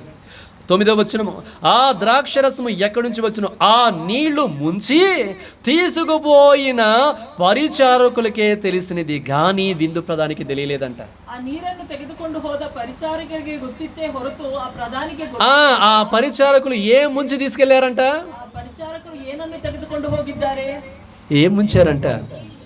ఆ నీళ్లు, చదవండి, ఆ నీళ్లు ముంచి తీసుకుపోయిన, ఆ ద్రాక్షరసములో ముంచి తీసుకుపోయిన ఉందా? ఆ నీళ్లు ముంచి తీసుకుపోయినుందా? ద్రాక్షరసం ఎవరైనా నీళ్లు అని రాపిస్తారా? అంటే అది నీరే, నీరు కాబట్టి ఆ నీళ్లు అనే మాటని పరిశుద్ధాత్మ దేవుడు రాయించి ఉన్నాడు. ಅಲ್ಲಿ ನೀರು ಅಂತ ಇದೆ, ಅದಕ್ಕೆ ನೀರಂತ పవిత్రాత్మ దేవుడు ಬರೆದಿದ್ದಾರೆ. అప్పుడు ఎంతగానో తీసుకుని వెళ్ళి ఆ యజమానుని యొక్క పాత్రలో పోస్తుంటే ద్రాక్షరసముగా మారిపోయింది. ಅದನ್ನು ತೆಗೆದುಕೊಂಡು ಹೋಗಿ ಆ ನೀರನ್ನು ಹಾಕಬೇಕಾದ್ರೆ ఆ తల్లి దేవుని దగ్గరికి వెళ్ళి చేసిన ప్రార్థన యజమానుని యొక్క చేతిలో ద్రాక్షరసముగా మారిపోయింది. ఆ తాయి ఆ మగన బಳಿ ಮಾಡಿದ ಪ್ರಾರ್ಥನೆ ಅಲ್ಲಿ ದ್ರಾಕ್ಷಾರಸ, ప్రార్థన కొరతలన్నిటిని కూడా తీర్చివేస్తూ ఉండేవారు. ప్రార్థನೆ కొరತೆಗಳೆಲ್ಲವನ್ನು ತೆಗೆದುಹಾಕುತ್ತದೆ. అర్థమవుతా ఉన్నదండి. ఈ వివాహము ద్వారా దేవుడు మనకి ఏం నేర్పిస్తూ ఉండి ఉన్నారంటే, నీ కొరతలు తీర్చడానికే నీ ఇంటికి వచ్చానని చెబుతున్నవాడిగా. ದೇವರು ಈ ಮದುವೆಯಿಂದ ಏನನ್ನು ಕಲಿಸುತ್ತಿದ್ದಾರೆ ಅಂದ್ರೆ, ఆ రోజు నుంచి వారి కొరతలన్నీ కూడా తీర్చివేవాడిగా ఉన్నాడు. ಅವತ್ತಿನಿಂದ ಅವರ ಕೊರತೆಗಳನ್ನು ತೆಗೆದುಹಾಕುವ, పెళ్లి చేసుకోబోయే వాళ్ళు, ಮದುವೆ ಆಗುವ, పెళ్లిళ్ళు చేసుకున్న వాళ్ళు నమ్మాల్సిందే. ಮದುವೆ ಆದವರು ನಂಬಬೇಕಾಗಿ, నువ్వు కుటుంబ వ్యవస్థలోనికి అడుగు పెట్టిన దగ్గర నుంచి నీ కొరతలను తీర్చడానికి నీ దేవుడు నీతో పాటు ఉండాలనుకుంటూ ఉన్నాడు. ಕುಟುಂಬ ವ್ಯವಸ್ಥೆಗೆ ಹೆಜ್ಜೆ ಇಟ್ಟವರ ಬಳಿ ದೇವರು ನಿನ್ನ ಸಂಗಡ ಇರಬೇಕು. అమ్మా, నేను పెళ్లి కుటుంబాల్లో మాత్రమే చేస్తాను, మిగతా ఎప్పుడు చేయనంటాడు ఆయన. ಮದುವೆಯಲ್ಲಿ ಮಾತ್ರ ನಾನು ಮಾಡುತ್ತೀನಿ, ಇನ್ನೆಲ್ಲೂ అను ಮಾಡುತ್ತಿಲ್ಲ. దినము అను క్షణము అని ఏదో ఒకటి చేస్తూనే ఉంటాడు అనమాట. ಅನುದಿನವೂ ಅನುಕ್ಷಣವೂ ಯಾವುದೋ ಒಂದು ಮಾಡುತ್ತಾರೆ. నీ జీవితంలో కూడా, నీ కుటుంబ జీవితంలో కూడా దేవుడు ఎప్పుడు కూడా చేస్తాడు. ನಿನ್ನ ಜೀವನದಲ್ಲಿ, ನಿನ್ನ ಕುಟುಂಬ ಜೀವನದಲ್ಲಿ నిజముగా నీ జీవితంలో దేవుడు ఏదైనా తక్కువ చేసి ఉన్నాడా? ನಿನ್ನ ಜೀವನದಲ್ಲಿ ದೇವರು ಯಾವುದಾದ್ರೂ ಕಡಿಮೆ ಮಾಡಿದ್ದಾರಾ? నీకేది కూడా తక్కువ కాదని దేవుడు చెప్పి ఉండి ఉన్నాడు. ನಿನಗೆ ಯಾವುದು ಕಡಿಮೆ ಆಗುವುದಿಲ್ಲ ಅಂತ ಹೇಳಿ, అలాంటి దేవుడిని మనము కలిగి ఉండి ఉన్నాం. ಅಂತಹ ದೇವರು ನಮ್ಮಲ್ಲಿದ್ದಾರೆ. ఆ తర్వాత ఏం జరిగింది? చక్కగా విందు ప్రధాని ఆశ్చర్యపోతున్న వాడిగా ఉన్నాడు. ಆ ಮಾದಲಿಂಗನು ನೋಡಿ ಆಶ್ಚರ್ಯಗೊಳ್ಳುತ್ತಾನೆ. అంతకు ముందు ద్రాక్షరసము తాగాడు, ಅದಕ್ಕೆ ಮುಂಚೆ ఈ ద్రాక్షరసము తాగి ఉన్నాడు. ಇದನ್ನು ಕೂಡ ಕುಡಿದಿದ್ದ. ఆ రెండిటికి మధ్య ఉన్నటువంటి తేడా తెలిసి ఉండి మనం, ಅದು ಎರಡಿಗೂ ಇರುವ ವ್ಯತ್ಯಾಸ, మనుషుని ద్వారా ఎంతగానో నిర్మితమైన ద్రాక్షరసము చూచి ఉన్నాడు, ಮನುಷ್ಯನಿಂದ ಆಗಿರುವ ದ್ರಾಕ್ಷಾರಸ ನೋಡುತ್ತಾರೆ. దేవుని ద్వారా జరిగినటువంటి ద్రాక్షరసం యొక్క రుచి కూడా చూచి ఉన్నాడు. ದೇವರಿಂದ ಉಂಟಾದ ದ್ರಾಕ್ಷಾರಸ, ఇందులో ఏది ఉత్తమమైనది? ಇದರಲ್ಲಿ ಯಾವುದು ಉತ್ತಮವಾದದ್ದು? ఇందులో ఏది ఉత్తమమైనది సంగమా? ಇದರಲ್ಲಿ ಯಾವುದು ಉತ್ತಮ? ఇక్కడ ద్రాక్షరసం గురించి పక్కన పెట్టేసేయండి. ದ್ರಾಕ್ಷಾರಸದ ಬಗ್ಗೆ ಪಕ್ಕಕ್ಕೆ ఆ రోజంతా అయిపోయింది అక్కడ. ಅವತ್ತು ಆಗಿ ಹೋಗಿತ್ತು. ఇది మనుషుల ద్వారా, ఇది దేవుని ద్వారా. ಇದು ಮನುಷ್ಯರಿಂದ, ಇದು ದೇವರಿಂದ. అర్థం చేసుకోండి, నా వైపు చూడండి. ఇది మనుషుల ద్వారా, ఇది దేవుని ద్వారా. ಇದು ಮನುಷ್ಯರಿಂದ, ಇದು ದೇವರಿಂದ. ఈ రెండిటిలో ఏది బాగుంది? ಇದರಲ್ಲಿ ಯಾವುದು ಒಳ್ಳೆಯದು? నిజమేనంటారా? ఇప్పుడు నువ్వు ఏది కోరుకోవాలి? ಯಾವುದನ್ನು ಕೇಳಬೇಕು? మనుషుల దగ్గర నుంచి వచ్చేదా, దేవుని దగ్గర నుంచి వచ్చేదా? ಮನುಷ್ಯರಿಂದ ಬರುವುದಾ, ದೇವರಿಂದ ಬರುವುದಾ? దేవుని దగ్గర నుంచి వచ్చేది ఉత్తమమైనది. ದೇವರಿಂದ ಬರುವುದು, దేవుని నుంచి వచ్చేది శ్రేష్టమైనది. ದೇವರಿಂದ ಬರುವುದು, దేవుని దగ్గర నుంచి పొందుకునేది నీకు ఆశీర్వాదకరమైనది. ದೇವರಿಂದ ಹೊಂದುವುದು ಆಶೀರ್ವಾದ. దేవుని ద్వారా పొందుకునేది నీ జీవితానికి ఆనందకరమై ఉండి ఉన్నది. ದೇವರಿಂದ ಹೊಂದುವುದು ನಿನ್ನ ಜೀವನಕ್ಕೆ అదే ಆನಂದಕರವಾದುದು. నీకు నీ తరతరాలకు ఉపయోగకరముగా ಅದೇ ఉంది. ನಿನಗೆ ನಿನ್ನ ತರಕ್ಕೂ కాబట్టి ಉಪಯೋಗಕರವಾಗಿರುತ್ತದೆ. దేవుని దగ్గర నుంచి మనందరము కూడా పొందుకుందాం. ಅದು ನಾವು ದೇವರಿಂದ ಹೊಂದೋಣ. ఇదే ఈ వివాహము ద్వారా దేవుడు నేర్పిస్తూ ఉండి ఉన్నాడు. ಇದೇ ಈ ವಿವಾಹದಿಂದ ದೇವರು ಕಲಿಸುತ್ತಿದ್ದಾರೆ. నన్ను పిలిచావు కదా, నేను అన్ని కూడా ನೀನು చూసుకుంటానంటున్నాడు. ಕರೆದಿದ್ದೀಯಾ ಅಲ್ವಾ, ನಾನು ಎಲ್ಲವನ್ನು నన్ను పిలిచావు కదా నీ ఇంటికి, ನೀನು ಕರೆದಿದ್ದೀಯಾ ಅಲ್ವಾ, ನಿನ್ನ అన్ని చూసుకుంటాను. ಎಲ್ಲವನ್ನು ನೋಡಿಕೊಳ್ಳುತ್ತೀನಿ. చూచుచున్న దేవుడవయ్యా, నన్ను చూచినావు. చూచుచున్న దేవుడవయ్యా, నన్ను చూచినావు. నీ పేరు ఏమిటో ఎరుగనయ్యా, నా పేరుతో నన్ను పిలిచావయ్యా. నీ పేరు ఏమిటో ఎరుగనయ్యా, నా పేరుతో నన్ను పిలిచావయ్యా. చూచుచున్న దేవుడవయ్యా, నన్ను చూచినావు. ఈ పాట ఎవరేసుకున్నారు? ఆఖరి గారు ఆమె పాడిందో లేదు కానీ మన పెద్ద ఆయన పాడేశాడు ఆ పాట. నిజమే, ఎందుకంటే ఆమె పెట్టిన పేరును బట్టి పాట పాడాడు ఎంతగానో దైవజనుడు. ಅವರು ಇಟ್ಟ ಹೆಸರಿನಿಂದ ಆ ದೈವಜನನು ಆ ಹಾಡನ್ನು ಬರೆದಿದ್ದಾರೆ. దేవుడు అన్నీ కూడా చూసుకుంటున్నాడంట. ಎಲ್ಲವನ್ನೂ ನೋಡಿದ್ದಾರೆ. దేవుడు నీ అన్నీ కూడా చూస్తున్నాడు. ನಿನಗೆ ಬೇಕಾಗಿರುವ ಎಲ್ಲವನ್ನೂ ಕೂಡ నువ్వు ఎలా ఉన్నావో ముందుగా చూస్తాడు. ನೀನು ಹೇಗಿದ್ದೀಯೋ ನೋಡುತ್ತಾರೆ. నువ్వు ఎలా ఉన్నావో చూసిన తర్వాత అది ఆయనకి ఇష్టమైనదిగా ఉంటే ఇంకా నీవన్నీ కూడా చూసుకుంటాడంట. ನೀನು ಹೇಗಿದ್ದೀಯೋ ಅದು ಅವರಿಗೆ ಇಷ್ಟವಾದ್ರೆ ಅದೆಲ್ಲವೂ నీ దేహం అంతా కూడా పరిశుద్ధంగా ఉంచుకుని ఎదుడు నిలబడితే చాలు, ఇంకంతే. ನಿನ್ನ ದೇಹವೆಲ್ಲವೂ ಕೂಡ ಪರಿಶುದ್ಧವಾಗಿ ಇಟ್ಟುಕೊಂಡು ಅವರ ಬಳಿ దేవుడు ఏమి చూచువాడిగా ఉన్నాడు? ದೇವರು ಏನನ್ನು ನೋಡಿಕೊಳ್ಳುತ್ತಾರೆ? నీ హృదయ అంతరంగాలను చూచువాడిగా, పరిశోధించువాడిగా ఉండి ఉన్నాడు. ನಿನ್ನ ಹೃದಯ ಅಂತರಂಗವನ್ನು మనుషులు పై రూపాన్ని చూస్తారు, ಮನುಷ್ಯರು ಮೇಲಿನ ರೂಪವನ್ನು కానీ దేవుడు హృదయ అంతరంగాలను చూచువాడిగా ఉన్నాడు. ದೇವರು ಹೃದಯ నీ హృదయ అంతరంగాలు పరిశుద్ధముగా దేవుని రక్తము చేత కడగబడి వాక్యము చేత నీ హృదయములో ఎంతగానో వాటిని నింపుకొని ఉంటే ఆయన నిన్ను చూచిన తర్వాత నీ కొరతలను తీస్తాడనమాట. ದೇವರ ರಕ್ತದಿಂದ ತೊಳೆಯಲ್ಪಟ್ಟು ನಿನ್ನ ಹೃದಯ ಅಂತರಂಗದಲ್ಲಿ ಅವರನ್ನು ತುಂಬಿಕೊಂಡು ఇప్పుడు నేనే ఉన్నాను, సరిగ్గా లేననుకోండి, ನಾನೇ ಇದ್ದೀನಿ, ನಾನು దేవుడు వస్తాడు, అమరికి ఏదైనా చేద్దామని వస్తాడు. ದೇವರು ಏನಾದ್ರೂ ಮಾಡಬೇಕು, నా బతుకు బాగాలేదనుకోండి, ನನ್ನ ಜೀವನ ಸರಿ, నా దేహము అపవిత్రమైందనుకోండి, ನನ್ನ ದೇಹ నా జీవితంలో దేవునికి స్థానం ఇవ్వలేదనుకోండి, ನನ್ನ ಜೀವನದಲ್ಲಿ ದೇವರಿಗೆ ಸ್ಥಾನ ಕೊಡದಿದ್ದ వచ్చిన దేవుడు తిరుగు ప్రయాణం చేస్తాడనమాట. ಬಂದ ದೇವರು ತಿರುಗಿ ಹೋಗುತ್ತಾರೆ. ఎందుకు వీడు నేను చెప్పినా కూడా పాపిగా ఉన్నాడు, వీడు తన జీవితాన్ని మార్చుకోలేదని విడిచిపెట్టి వెళ్ళిపోతాడు.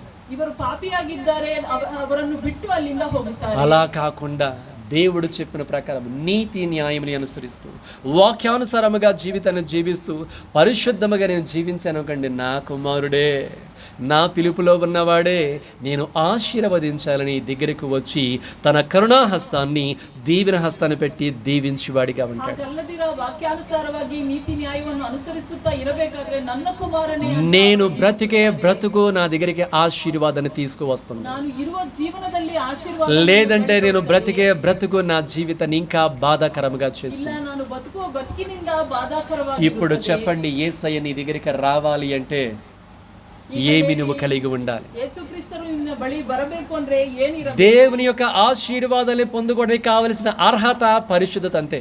ದೇವರಿಂದ ಬರಬೇಕಾಗಿರುವ దీనికి మించింది ఏమీ కూడా లేదండి, అంతే. ಇದಕ್ಕೆ ಮಿಂಚಿದ್ದು ಯಾವುದು? దేవుని యొక్క ఆశీర్వాదాన్ని పొందుకునే అర్హత ఎవరికి ఉంటదంటే పరిశుద్ధులకు మాత్రమే. ದೇವರಿಂದ ಆಶೀರ್ವಾದ ಹೊಂದುವ ಅರ್ಹತೆ ಪರಿಶುದ್ಧರಿಗೆ అట్టి అర్హతను సంపాదించుకో. ಅಂತಹ ಅರ್ಹತೆಯನ್ನು నేను పాపినేనైనా నన్ను క్షమించు నా ప్రభువని ఆయన పాదాల దగ్గరికి రా. ನಾನು ಪಾಪಿ ಅಂತ ಅವರ యేసు రక్తము నీ ప్రతి పాపమును కూడా కడిగి నేను పరిశుద్ధునిగా చేస్తుంది. ಯೇಸುಕ್ರಿಸ್ತರ ರಕ್ತ ನಿನ್ನ ಪಾಪವನ್ನು ತೊಳೆದು ಪರಿಶುದ್ಧನಾಗಿ అప్పుడు నిన్ను చూచిన దేవుడు ఎంతగానో దీవించేవాడిగా ఉంటాడు. ನಿನ್ನನ್ನು ನೋಡಿದ ದೇವರು ಎಷ್ಟೋ ದೀವಿಸುತ್ತಾರೆ. అర్థమవుతా ఉండి ఉన్నదండి.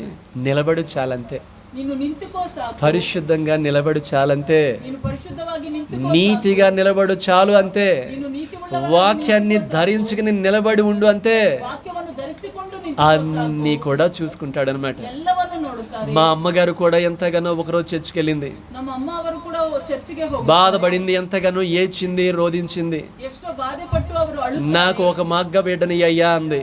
ನನಗೆ ಒಂದು ಗಂಡು ಮಗನನ್ನು ಕೊಡು ಅಂತ ఇంటికి వెళ్ళిపోయింది, నా దేవుడు నాతో పాటే ఉన్నాడు అనుకుంది. ಮನೆಗೆ ಹೋಗಿ ನನ್ನ ದೇವರು ನನ್ನ ಸಂಗಡ ಇದ್ದಾರೆ ಅಂತ దేవుడు ఎంతగానో మరు సంవత్సరానికి బిడ్డని చేసి ఉన్నాడు. ಬರುವ ವರ್ಷದಲ್ಲಿ ಅವರಿಗೆ ಮಗನನ್ನು ఆ బిడ్డ వచ్చేసి దేవుని సన్నిధానంలో పరిచర్య చేస్తున్నాడు. ಆ మగను దేವರ సభೆಯಲ್ಲಿ ಪರಿಚಯ. ఎవరు? ఆ అమ్మగారు, అన్నగారు. ఎంత చక్కగానండి, ఆమెకి ఏం కావాలో వెళ్ళింది, కోరుకుంది, దేవుడు చెడు చేసేసిన వాడిగా ఉన్నాడు. ಅವರಿಗೆ ಏನು ಬೇಕು ಅವರು ಕೇಳಿದ್ದಾರೆ, ದೇವರು ಬಂದು ಮಾಡಿದ್ದಾರೆ. ఆమె ఆమె జీవితం నుంచి ఏం తీసుకుందో మీరు చెప్పండి, ప్రసంగం చేయండి. ಅವರ ಜೀವನ ఆమె జీవితం నుంచి ఏం తీసుకుంది?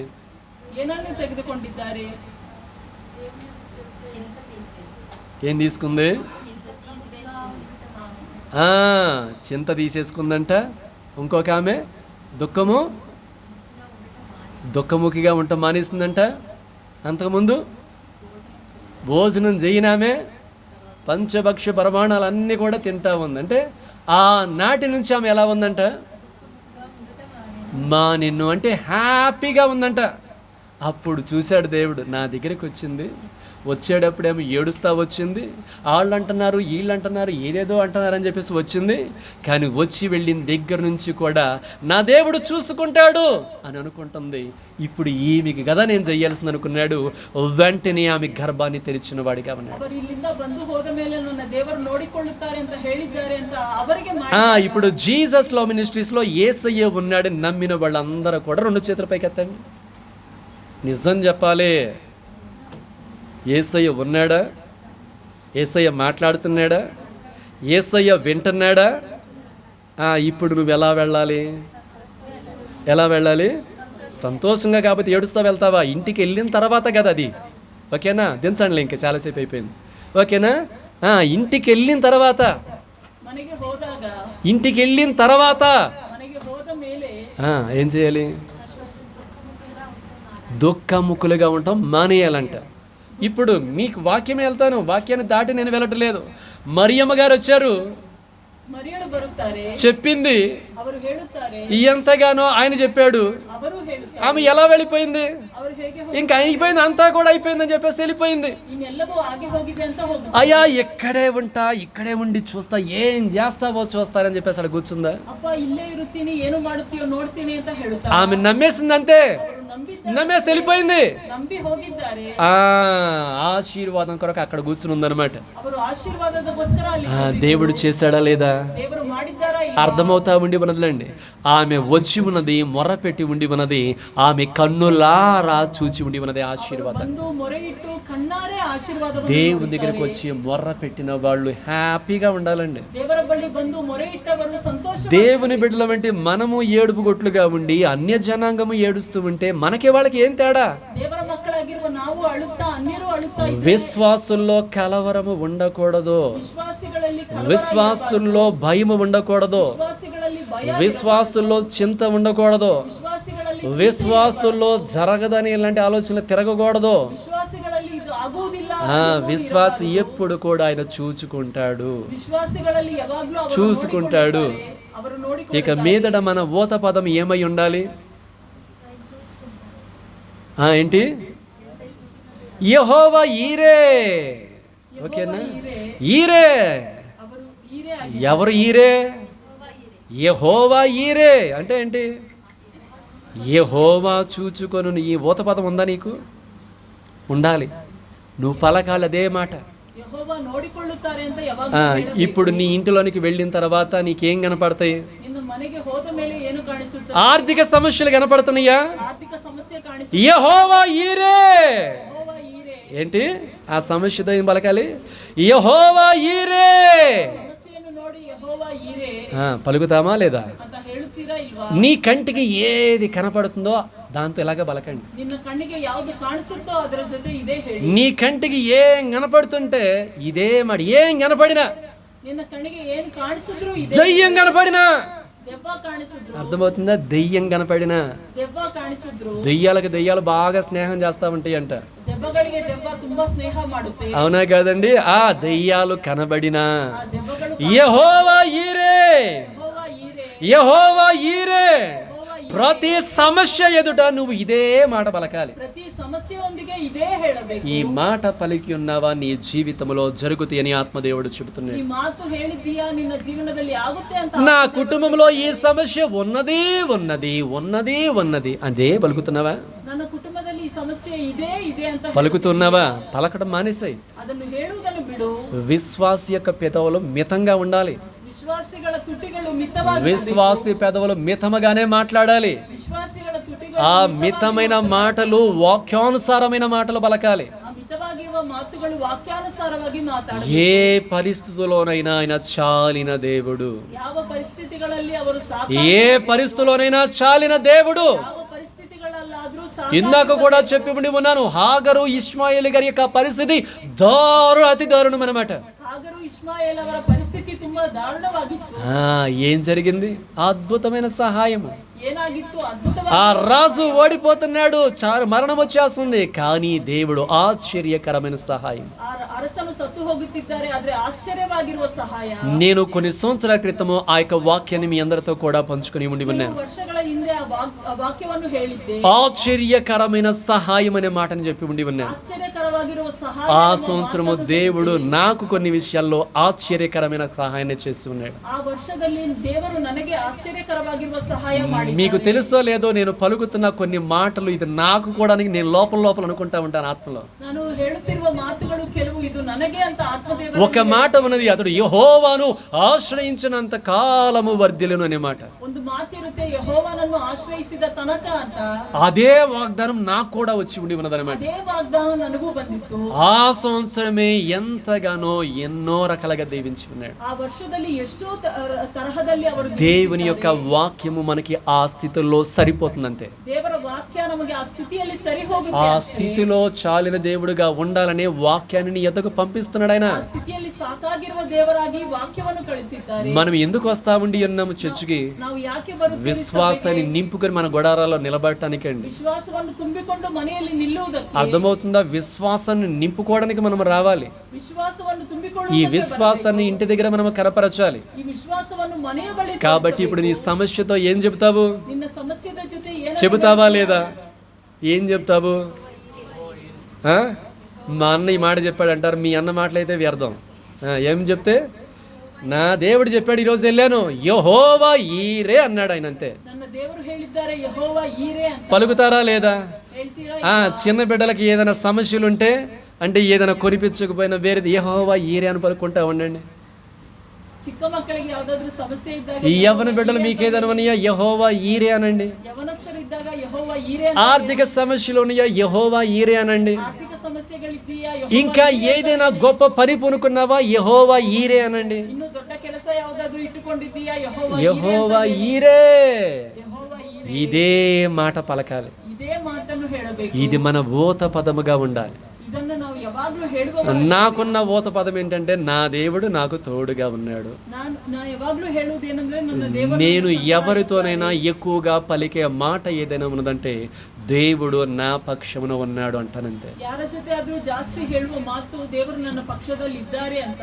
నా బాల్య దినం నుంచి నేను పలుకునే మాట, ఎక్కువ మాట ఏంటంటే, నా పక్షమున దేవుడు ఉన్నాడు అని. ನನ್ನ ಬಾಲ್ಯದಿಂದ ಹೇಳುವ ಮಾತೇನೆಂದ್ರೆ, ದೇವರು ನನ್ನ ఇప్పటి వరకు నా జీవితంలో నా పక్షం నిలబడి అనేకమైన కార్యములు నా దేవుడు చేసిన వాడిగా ఉన్నాడు. ಇವಾಗವರೆಗೂ ದೇವರು ನನ್ನ ಪಕ್ಷದಲ್ಲಿ ನಿಂತಿದ್ದು ಅನೇಕ ಕಾರ್ಯವನ್ನು ಮಾಡಿದ್ದಾರೆ. ఈ మాట పలకడం ద్వారానే ఈరోజు బెంగళూరులో ఈ బలిపీఠం దగ్గర ఉన్నా. ఈ ಮಾತು ಹೇಳುವುದರಿಂದ ಇವತ್ತು ఈ ಬೆಂಗಳೂರಿನಲ್ಲಿ మాట గనక నేను పలకకుండా ఉన్నట్లయితే నేను బెంగళూరుకు వచ్చేవాడిని కాదు. ಈ ಮಾತು ಹೇಳದಿರ ಇದ್ದಿದ್ರೆ ನಾನು ಬೆಂಗಳೂರಿಗೆ ಬರುವವನೇ ಅಲ್ಲ. మామూలు చదువుకునే వాడికి దేవుడు దేశం పైన ఉండే అంటే ఒక ర్యాంక్ ఇచ్చాడు, తీసుకురా. ర్యాంకే రాకపోతే నా బతుకు వేరే విధంగా ఉండేది. ಸಾಮಾನ್ಯವಾಗಿ ಓದುವವರಿಗೆ ದೇವರು ಒಂದು ರ್ಯಾಂಕ್ ಅನ್ನು ಕೊಟ್ಟು ಇಲ್ಲಿಗೆ. మనము పలికే ప్రతి మాట మన జీవితానికి మనం వేసుకునే ఆశీర్వాదపు మెట్లు అని మనం తెలుసుకోవాలి. ನಾವು ಹೇಳುತ್ತಿರುವ ಪ್ರತಿಯೊಂದು ಮಾತು ನಮ್ಮ ಆಶೀರ್ವಾದಕ್ಕೆ ಒಂದು ಮೆಟ್ಟಾಗಿರುತ್ತದೆ. మెట్లు పైకి ఎక్కిస్తా ఉంటవి నిన్ను. ಮೆಟ್ಲು ನಮ್ಮನ್ನು ಮೇಲೆಗೆ ಹತ್ತಿಸುತ್ತದೆ. క్రమముగా నిన్ను పైకి ఎక్కిస్తూ ఉంటవి అన్నమాట. ಕ್ರಮಕ್ರಮವಾಗಿ ನಿನ್ನನ್ನು ಮೇಲೆಗೆ నీ పాదాలకి వాక్యాన్ని ఎప్పుడైతే దీపముగా పెట్టుకున్నావు, ఇది నిన్ను పైకి ఎక్కిస్తూ ఉన్నతమైనటువంటి శిఖరాల వైపు తీసుకుని పెడుతుంది. ನಿನ್ನ ಪಾದಕ್ಕೆ ಯಾವಾಗ ನೀನು ಅದು ದೀಪವಾಗಿ ಇಟ್ಟುಕೊಂಡಿದ್ದೀಯೋ ಉನ್ನತ ಶಿಖರಕ್ಕೆ ಹತ್ತಿಸುತ್ತದೆ. కాబట్టి ఒక్కటేనండి, పరిశుద్ధంగా ఉండండి అంతే. ಪರಿಶುದ್ಧವಾಗಿ యేసయ్య చూసుకుంటాడు. ಯೇಸು ಕ್ರಿಸ್ತರು ನೋಡಿಕೊಳ್ಳುತ್ತಾರೆ. ఎప్పుడు కూడా ఏ విషయంలో చింతించవద్దు, ಯಾವತ್ತೂ ಯಾವ ವಿಷಯದಲ್ಲಿ బాధపడవద్దు, ಬಾಧೆ ಪಡಬೇಡಿ, కన్నీరు కాచవద్దు. ಕಣ್ಣೀರು ಸುರಿಸಬೇಡಿ. నీ జీవితంలో ఏమి చెయ్యాలో నీ పట్ల ఆయన కొన్ని ప్రణాళికలు కలిగి ఉన్నాడు. ನಿನ್ನ ಜೀವನದಲ್ಲಿ ಏನು ಮಾಡಬೇಕು, ನಿನ್ನ ಬಳಿ ಕೆಲವು ಪ್ರಣಾಳಿಕೆಗಳನ್ನು ಇಟ್ಟಿದ್ದಾನೆ. యెషయా గారి ద్వారా, ఇర్మియా గారి ద్వారా అనేకమైనటువంటి మాటలు పలికిన వాడిగా ఉన్నాడు. ಯೆಶಯಾ ಅವರಿಂದ, ಇರ್ಮಿಯಾ ಅವರಿಂದ ಅನೇಕ ಮಾತುಗಳನ್ನು ಹೇಳಿದ್ದಾರೆ. నేను మీ పట్ల కొన్ని ఉద్దేశాలు కలిగి ఉండి ನಿಮ್ಮ ఉన్నాను, ಬಳಿ ಕೆಲವು అవి మీకు మేలుకరమైనవి అంటూ ఉన్నాడు. ಅದು ಮೇಲನ್ನು ಉಂಟು ಮಾಡುವುದು ಅಂತ. నీ జీవితం ఎలా ఉంటుందని నువ్వు వేరే విధంగా ఆలోచన చేస్తున్నావేమో, కానీ దేవుడు ఎప్పుడు కూడా నీ ఆశీర్వాదాన్ని మాత్రమే చూస్తూ అంటున్న వాడిగా ನಿನ್ನ ఉన్నాడు. ಜೀವನ ಬೇರೆ ರೀತಿಯಾಗಿರುತ್ತೆ ಅಂತ ಯೋಚನೆ ಮಾಡಬಹುದು, ಆದ್ರೆ ದೇವರು ಆಶೀರ್ವಾದಕರವಾಗಿ. కాబట్టి ఏడుపు మానేద్దామా? ಅಳುವುದನ್ನು ఇంకా ఎవరైనా ఏడుస్తున్నారా? ಇನ್ನು ಯಾರಾದ್ರೂ ಅಳ್ತಿದ್ದೀರಾ? ఏడుస్తున్నారా? ಇನ್ನು ఏడుస్తూ ఉన్నావు అంటే, చింతిస్తూ ఉన్నావు అంటే, దేని గురించైనా బాధపడుతున్నావంటే నువ్వు పూర్తిగా దేవుని పైన ఆధారపడలేదనే. ಅಳುತ್ತಿದ್ದೀಯಾ, ಇನ್ನು ಚಿಂತಿಸುತ್ತಿದ್ದೀಯಾ ಅಂದ್ರೆ ದೇವರ ಮೇಲೆ విశ్వసించిన వాడు ವಿಶ್ವಸಿಸಿದ ವಿಶ್ವಸಿಸಿದವನು ఎప్పుడు కలవర పడుతూనే ఉంటాడు. ಯಾವಾಗ್ಲೂ ಕಳವರ విశ్వసించిన వాడు ವಿಶ್ವಾಸದಲ್ಲಿರುವ ఏడుస్తూనే ఉంటాడు. ಅಳುತ್ತಾನೇ ಇರ್ತಾರೆ. విశ్వసించిన వాడు ವಿಶ್ವಸಿಸಿದವರು ఎల్లప్పుడూ భయపడుతూనే ఉంటాడు. ಭಯಪಡುತ್ತಾನೇ ಇರ್ತಾರೆ. ఈయన రాస్తున్నాయి ಹೀಗೆ ಬರೆದಿದ್ದೀಯಾ? మరి ఏమని ಏನಂತ ఇవేనా రాస్తున్నాయి? ఇవంటే చెప్పండి నాకు. విశ్వసించిన వాడు ವಿಶ್ವಸಿಸಿದವನು కలవర పడడు. ಕಳವಳಗೊಳ್ಳುವುದಿಲ್ಲ. విశ్వసించిన వాడు ವಿಶ್ವಸಿಸಿದವರು భయపడడు. ಭಯಪಡು విశ్వసించిన వాడు ವಿಶ್ವಸಿಸಿದವರು ఏందమ్మా దుఃఖం పడడంట. ఓకేనా కన్నడ భాష, దుఃఖపడడు. ఓకేనా తెలుగు భాష. నువ్వు ఎప్పటికి కూడా ఏడవకుండా ఉండాలంట. ಯಾವಾಗ್ಲೂ ಅಳಬಾರದು. మన మొఖాలు ఎప్పుడు ఏడుపు కొట్ట మొఖాలే. ಯಾವಾಗ್ಲೂ ನಾವು ಅಳುತ್ತಾನೆ అది లేదు ఇది లేదు. దేవుడు ఉన్నాడు, చూసుకుంటాడంతే. ದೇವರಿದ್ದಾರೆ, ನೋಡಿಕೊಳ್ಳುತ್ತಾರೆ. చూసుకుంటాడా లేదా? ನೋಡ್ತಾರಾ ಇಲ್ಲ? పరిశుద్ధాత్మ దేవుడు నిత్యముగా మన మధ్యలో ఉండి మాట్లాడుతున్న వాడిగా ఉన్నాడు. ಪವಿತ್ರಾತ್ಮ ದೇವರು ನಿಶ್ಚಯವಾಗಿ ನಮ್ಮ ಮಧ್ಯದಲ್ಲಿ ఆయన రాయించాడండి, నేను అన్ని కూడా చూసుకుంటానని. ಅವರು ಬರೆದಿದ್ದಾರೆ, ನಾನು ಎಲ್ಲವನ್ನು అన్ని చూసుకున్నాడు. మా అన్న ఇస్సాకుకి పెళ్లి కూతురుని ఆయనే చూసుకున్నాడు. ఎంతగానో ఈ ఇంటిలో ద్రాక్షరసం ఆయనే చూసుకున్న వాడిగా ఉన్నాడు. పేతురు అత్తగారి యొక్క ఆరోగ్యాన్ని ఆయనే చూసుకున్న వాడిగా ఉన్నాడు. ఎవరెవరికి ఏం కావాలో చూసుకున్న వాడిగా ఉండి ఉన్నాడు. నీకన్నీ కూడా చూస్తున్నాడు ఆయన. ಯಾರ್ಯಾರಿಗೆ ಏನು ಕಡಿಮೆ ಆಗಿದೆಯೋ ಎಲ್ಲವನ್ನು ನೋಡುವವರಾಗಿದ್ದಾರೆ, ನಿನ್ನನ್ನು ಕೂಡ ನೋಡುತ್ತಾರೆ. అర్థమవుతా ఉండి ఉన్నదండి. ಅರ್ಥ ಆಗಿದ್ದೀಯಾ? ఇప్పుడు మొన్న పెళ్లి జరిగింది మన తమ్ముడిది రవిది. ಮೊನ್ನೆ ಮದುವೆ ಆಗಿತ್ತು. అతనికున్న ధైర్యం ఏంది? ಅವರಿಗಿರುವ ಧೈರ್ಯ మా అక్క చూసుకుంటది, ನಮ್ಮ ಅಕ್ಕ మా బావ చూసుకుంటాడు, ನಮ್ಮ ಬಾಬಾ ನೋಡಿ, నా అల్లుళ్ళు చూసుకుంటారు ನನ್ನ ಅಳಿಯಂದಿರು ನೋಡಿಕೊಂಡು అని అనుకున్నాడు. కాలు మీద కాళ్ళు, నోట్లో ఏలు వేసుకుని దర్జాగా పెళ్లి కొడుకుగా కూర్చున్నాడు. ಅಲ್ಲಿ ಮಾದಲಿಂಗನಾಗಿ ಅವರು ದಜ್ಜಾಗಿ ಕೂತ್ಕೊಂಡು మరి అల్లుళ్ళు చూసుకున్నారా లేదా? ಅಳಿಯಂದಿರು ನೋಡಿ అక్క చూసుకుందా లేదా? బావ చూసుకున్నాడా లేదా? వీళ్ళే చూసుకుంటే మరి ఆయన వదిలిపెడతాడా? ಇವರೇ ನೋಡಿಕೊಂಡು నేను చెబుతున్న మాటలు అర్థం చేసుకోండి. అన్నీ ఆయన చూసుకుంటాడు. ಎಲ್ಲರೂ ನೋಡಿಕೊಂಡು వీళ్ళన్నా కొంచెం చూడటం మానేతారేమో, ಇವರಾದ್ರೂ ನೋಡುವುದು ಬಿಡಬಹುದು, కానీ ఆయన చూడటం మానడండి, చూస్తూనే ఉంటాడు. ಬಿಡುವುದಿಲ್ಲ. నాతో పాటు ఈ పాట పాడండి. చూచుచున్న దేవుడవయ్యా పాడాలి అందరూ కూడా. రాకపోయినా కూని రాగం తీయండి. నేను పలుకుతున్నది రెండోసారి రిపీట్ చేయండి. చూచుచున్న దేవుడవయ్యా నన్ను చూచినావు బిగ్గరగా వయ్యా నన్ను చూచినావు, నీ పేరు ఏమిటో ఎరుగను, నా పేరుతో నన్ను పిలిచావయ్యా, నీ పేరు ఏమిటో ఎరుగనయ్యా, నా పేరుతో నన్ను పిలిచావయ్యా, చూచుచున్న దేవుడవయ్యా నన్ను చూచినావు. ఆయన పేరు ఎరగక ముందే నువ్వు ఆయన పిలిచాడంట. ఇప్పుడు పిలిచినప్పుడు వచ్చావు కదా, ఆయన నామం ఎరిగాలేదా? ಇವಾಗ ಕರೆದಾಗ ಬಂದಿದ್ದೀ ಅಲ್ವಾ, ಅವರ ಹೆಸರು ఇప్పుడు ఆయన నామం తెలుసు కదా. ಅವರ ಹೆಸರು ಗೊತ್ತು. ఇప్పుడు ఇది చదవండి, అందరూ చదవండి గట్టిగా. ఎవరంట? మిమ్మల్ని పిలిచిన పాస్టర్ గారు కాదా? ఓకే, మీకు బాగానే కనపడుతుంది. మిమ్మల్ని పిలిచినవాడు, మిమ్మల్ని పిలిచినవాడు. అది చూడండి, నా ముఖాలు ఏం చూస్తారు? ನಿಮ್ಮನ್ನು ಕರೆದಾತನು ನಂಬಿಗಸ್ತನು. ఏమంట? నమ్మదగిన దేవుడు అంట. ನಿಮ್ಮನ್ನು మనము నమ్మదగని వారమైనప్పటికీ ఆయన నమ్మదగిన దేవుడుగా ఉన్నాడు. ನಾವು ನಂಬಿಗಸ್ತರಾಗಿ ఆయన చాలిన దేవుడుగా ఉన్నాడు. ಅವರು ಸಾಕಾಗಿ అన్ని చూసుకునేవాడిగా ఉండి ఉన్నాడు. ಎಲ್ಲವನ್ನು ನೋಡುವವರ వచ్చేసింది ఉమ్మక్క, వివాహానికి వచ్చింది, అన్నీ చూసుకుంటాడంట దేవుడు. ಉಮಾಕ್ಕ ಅವರ ಮದುವೆಗೆ ಬಂದು ಎಲ್ಲವನ್ನು ನೋಡಿಕೊಳ್ಳು, అన్నీ చూసుకుంటాడంట. ಎಲ್ಲವನ್ನು ನೋಡಿಕೊಳ್ಳು. మీకు కూడా అన్నీ ఆయన చూసుకుంటాడు. ನಿನಗೂ ಕೂಡ ಎಲ್ಲವನ್ನು ನೋಡಿಕೊಳ್ಳು. అందరికీ ఆయన చూసుకుంటాడా లేదా?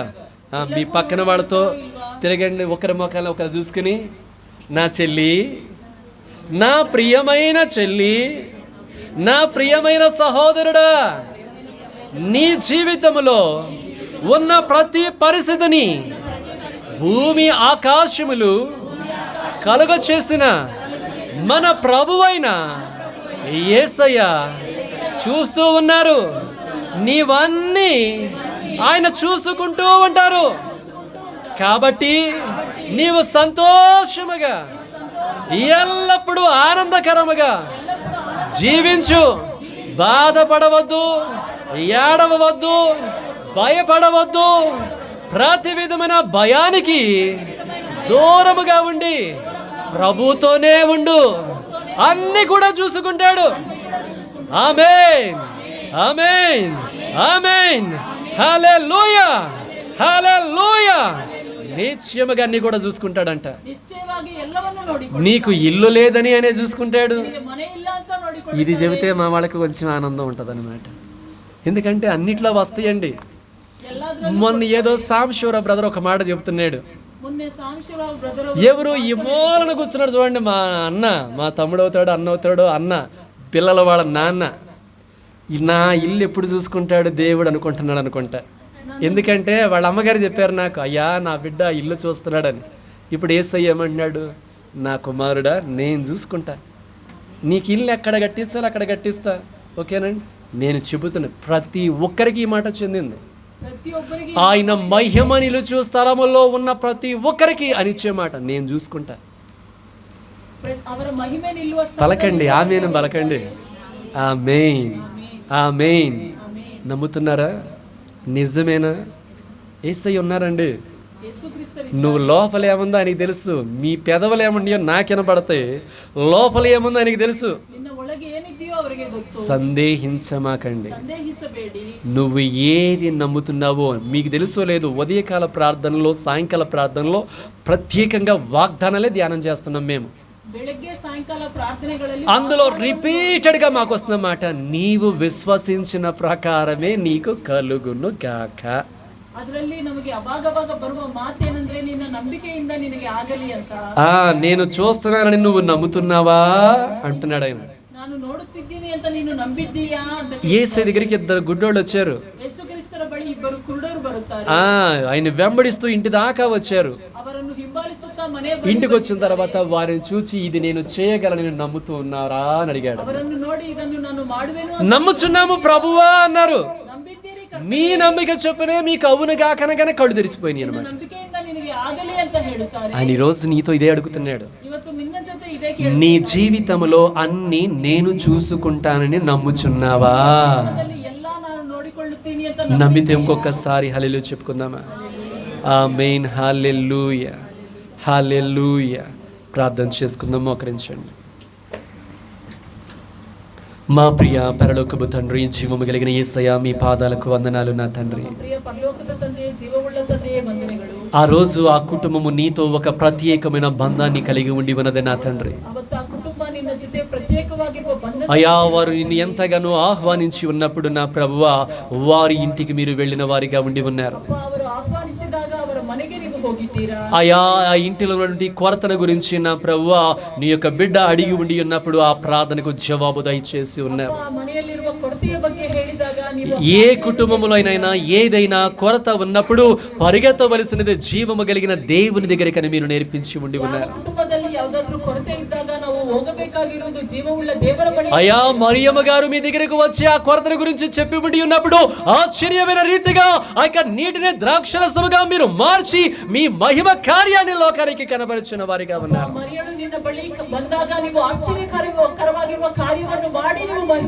అయా, ఎవరెవరి గుడారాల్లో నా ప్రభువా ఇబ్బందికరమైన పరిస్థితులు ఉన్నాయో ఆ పరిస్థితుల్లో వారికి ఎంతగానో ఆశ్చర్యకరంగా సహాయం చేయడానికి వారి గుడారాల్లో మీరు ఎల్లప్పుడూ కూడా నిలిచి ఉండమని ప్రార్థన చేయుచున్నారు.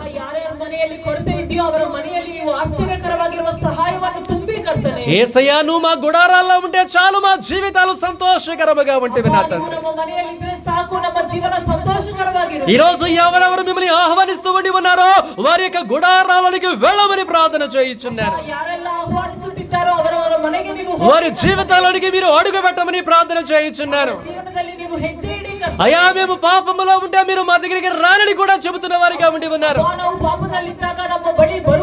మేము పాపాలను విడిచిపెట్టేసి పరిశుద్ధముగా నీ మాటను బట్టి నిలబడుతూ ఉంటే మాలోనికి వస్తారని మీరు చెబుతున్న వారిగా ఉండి ఉన్నారు. ఈ మాటను నా వారందరూ కూడా గుర్తుపెట్టుకోవడానికి సహాయం చేయమని ప్రార్థన చేస్తూ ఉండి ఉన్నారు. నేను పరిశుద్ధముగా ఉంటే నా ప్రభు నా పక్షమున ఉంటాడని ప్రభు చెప్పే విధంగా చేయండి.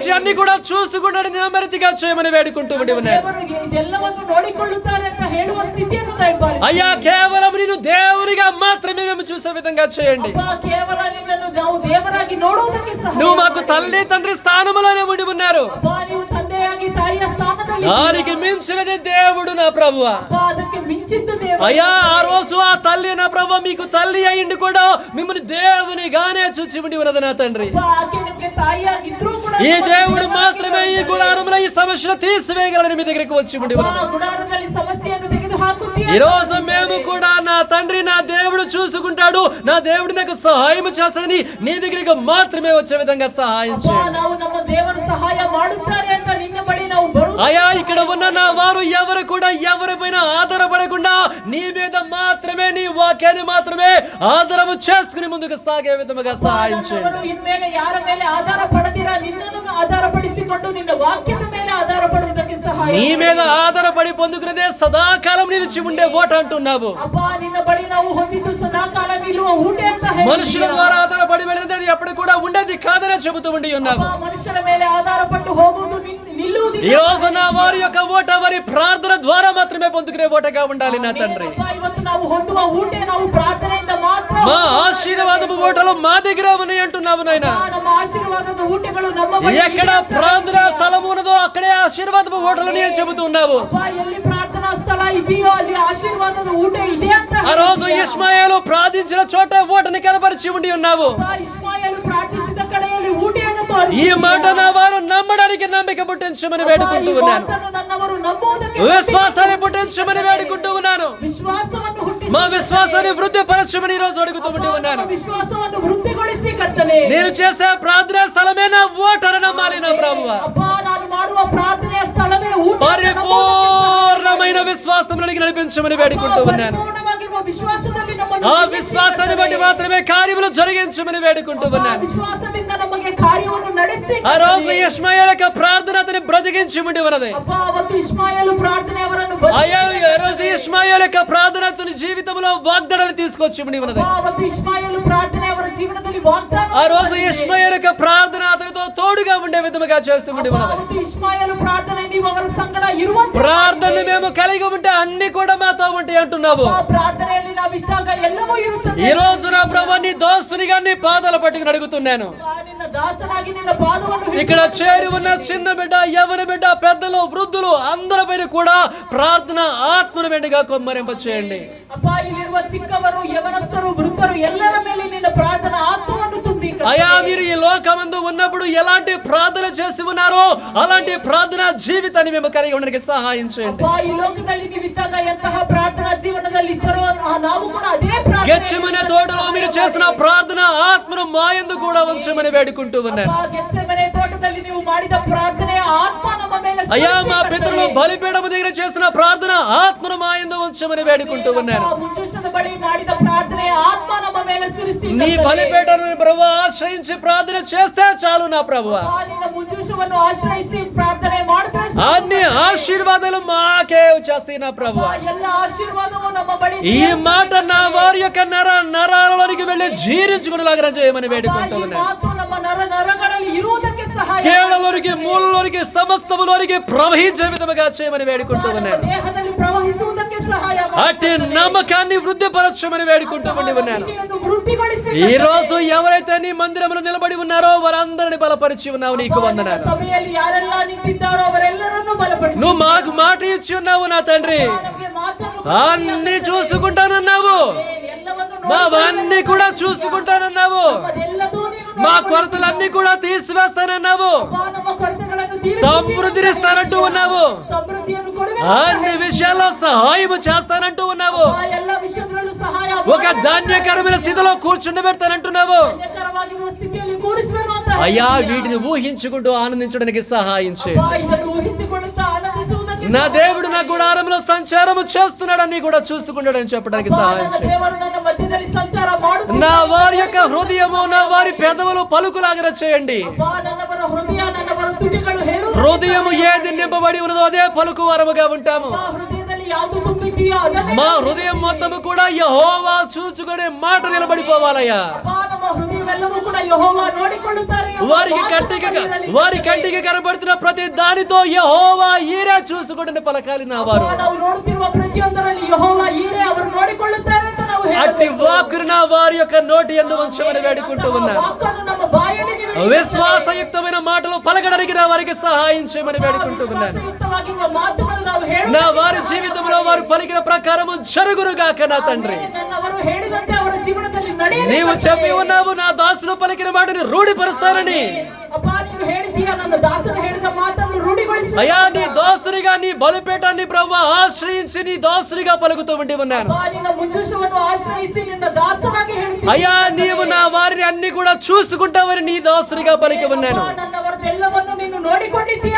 ప్రతి బిడ్డను ప్రతి ఒక్క బిడ్డ యొక్క స్థితిని చూడమని వేడుకుంటూ ఉన్నాను. ಪ್ರತಿಯೊಬ್ಬರನ್ನು ಪ್ರತಿಯೊಂದು ಸ್ಥಿತಿಯನ್ನು నీవు చూస్తే చాలు మా స్థితిగతులు మారిపోతాయి నాయన. ನೋಡಿದ್ರೆ ಸಾಕು ನಮ್ಮ ಸ್ಥಿತಿ. నీవు చూస్తే చాలు మా బాధలు ఎగిరిపోతాయి నాయన. ನೀನು ನೋಡಿದ್ರೆ ಸಾಕು ನಮ್ಮ నీవు చూస్తే చాలు మా కన్నీరు ఆవిరైపోతుంది నా ప్రభువా. ನೋಡಿದ್ರೆ ಸಾಕು ನಮ್ಮ నీవు చూస్తే చాలు మా జీవితాలు సుందరముగా మారిపోతాయి నాయన. ನೀನು ನೋಡಿದ್ರೆ ಸಾಕು ನಮ್ಮ ಜೀವನ ఆ రీతిగా సుందరమైన రీతిగా నా వారి యొక్క గుడారాలు మలచమని ప్రార్థన చేస్తున్నాను. ಆ ರೀತಿಯಾಗಿ ನನ್ನವರ ಗುಡಾರವನ್ನು ಸುಂದರವಾಗಿ ನೀವು ఈ రోజు ఎవరు అరణ్య ప్రయాణములో ఉన్నారో, ಇವತ್ತು ಯಾರು ಅರಣ್ಯ ఎవరు కృంగిపోయిన వారిగా ఉన్నారో, ఎవరు రోగగ్రస్తులుగా ఉన్నారో, ఎవరు మరణకరమైన స్థితిలో ఉన్నారో, ఎవరెవరు ఏ స్థితిని బట్టి రోధిస్తూ ఉన్నారో ಯಾರ್ಯಾರು ಯಾವ వారి రోదన మూలుగులో మొర్రాలకించమని వేడుకుంటూ ఉన్నాను. ಅವರ ರೋದನೆಯನ್ನು ಅವರ నీవు తప్ప మాకు ఎవరు కూడా లేరు యేసయ్యా. ಅಪ್ಪ ನಿನ್ನನ್ನು ಬಿಟ್ಟರೆ ಯಾರು ಇಲ್ಲ. నీవే దేవుడు అని నమ్మిక ఉంచి ఉన్నాము. ಅಪ್ಪ ನೀವೇ ದೇವರು. నిన్నే ఆశ్రయించి అడుగుతున్నాము. ಅಪ್ಪ ನಿನ್ನನ್ನು ಆಶ್ರಯಿಸಿ. అయ్యా ఈ రోజు నీ బలిపీఠాన్ని ఆశ్రయించి అడుగుతున్నాము. ಅಪ್ಪ ನಿನ್ನ ಮುಂಜೂಷವನ್ನು ಆಶ್ರಯಿಸಿ. దీవించు నా తండ్రి, నా వారిని దీవించు నా తండ్రి, నా వారిని బహుగా దీవించమని వేడుకుంటూ ఉన్నాను. నా వారిని ఆత్మీయముగా బలపరచమని వేడుకుంటూ ఉన్నాను. ಅವರನ್ನು ಆತ್ಮೀಯವಾಗಿ ಬಲ పరిశుద్ధ ఆత్మతో నింపమని వేడుకుంటూ ఉన్నాను. ಪವಿತ್ರ ಆತ್ಮದಿಂದ ತುಂಬಿ రక్షణతో అలంకరించమని వేడుకుంటూ ఉన్నాను. ಅಲಂಕರಿಸಿ నీ ఎదుట నిలబడడానికి శక్తిని దయచేయమని వేడుకుంటూ ఉన్నాను. ಕೊಳ್ಳುವುದಕ್ಕೆ ಶಕ್ತಿಯನ್ನು ದಯಪಾಲಿಸಿ. యేసయ్యా నీకు వందనాలు. ಕ್ರಿಸ್ತನೇ ವಂದನೆ. ఆ రోజు మహిమ కార్యం ఆ గుడారంలో చేశారు. ಅಪ್ಪ ಮಹಿಮ ಕಾರ್ಯವನ್ನು ನಮ್ಮ ಮನೆಯಲ್ಲಿ ఈ రోజు ఇది నీ ఇల్లు నా తండ్రి, ಇದು ನಿನ್ನ ಮನೆ. నీ మహిమ నిలుచు స్థలము నా తండ్రి. ಮಹಿಮೆ ನಿಲ್ಲುವ అద్భుతాలు జరిగించమని వేడుకుంటూ ఉన్నాను. అద్భుతాలు జరిగించమని వేడుకుంటూ ఉన్నాను. నీ మందిరములో మహిమ కార్యములు జరగాలి.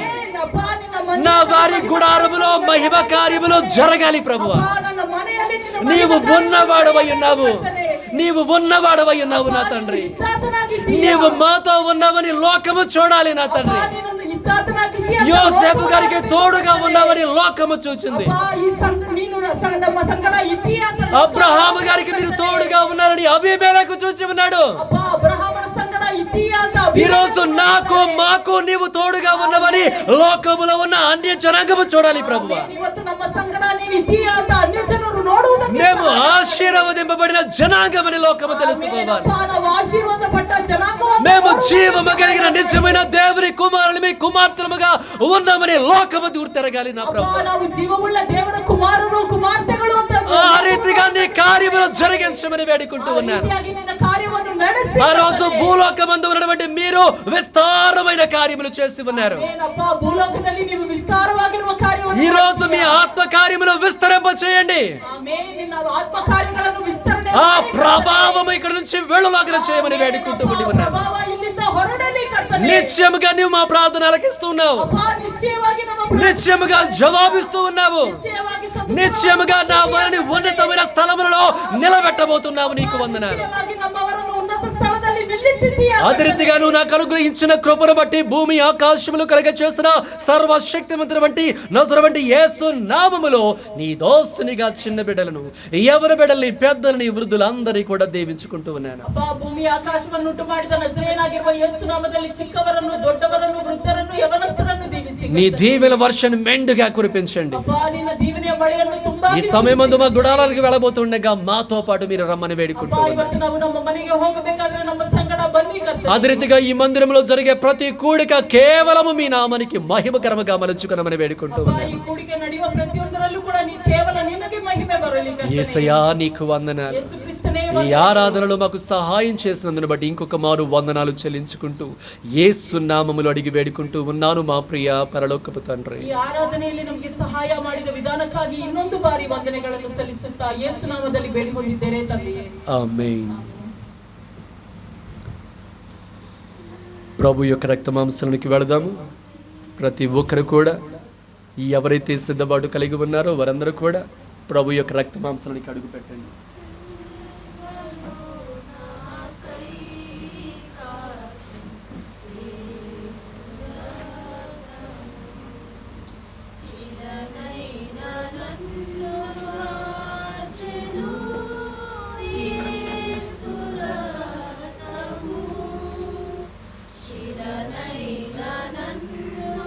ఆయన రెట్టెను పట్టుకుని కృతజ్ఞతాస్తుతులు చెల్లించి విరిచి, ఇది మీ కొరకైన నా శరీరము, నన్ను జ్ఞాపకము చేసుకున్నకై దీనిని చేయడని అన్నాడు ప్రభువు చెబుతూ, ఆయన చేతుల మీదుగా ఆయన ప్రేమించిన ప్రియమైన శిష్యులకు ఆయన శరీరాన్ని అందించి ఉన్నారు.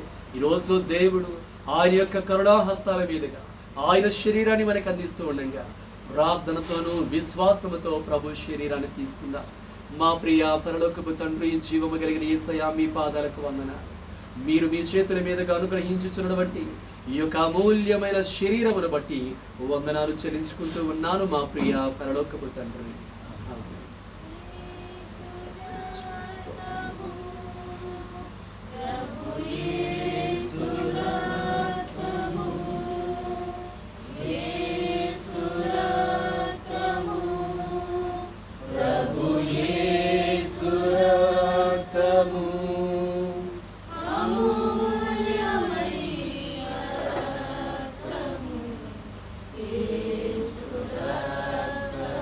ఆయన గిన్నెను పట్టుకుని, ఇది మీ కొరకై చిందింపబడుతున్న నా యొక్క నిబంధన రక్తమని చెబుతూ, ఆయన ప్రేమించిన ఆయన యొక్క ప్రియమైన ఆయన వెంబడించిన శిష్యులకు ఆయన కరుణాహస్తాల మీదుగా ఆయన రక్తమును అందించి ఉన్నారు. ఈరోజు మనల్ని ప్రేమించి దేవుడి ఇక్కడికి తీసుకొచ్చి ఉన్నారు. ఆయన చేతుల మీదుగా ఆయన యొక్క రక్తాన్ని మన కొరకై ఇస్తూ ఉండగా ప్రార్థన ద్వారా తీసుకుందాం. మా ప్రియ పరలోకపు తండ్రి, జీవము కలిగిన యేసయ్యా, మీకు వందనాలు. నా తండ్రి, మీ యొక్క అమూల్యమైనటువంటి రక్తాన్ని మీ కరుణాహస్తాల మీదుగా మాకు అందిస్తున్న విధానాన్ని బట్టి వందనాలు చెల్లించుకుంటూ ఉన్నాము మా ప్రియ పరలోకపు తండ్రి.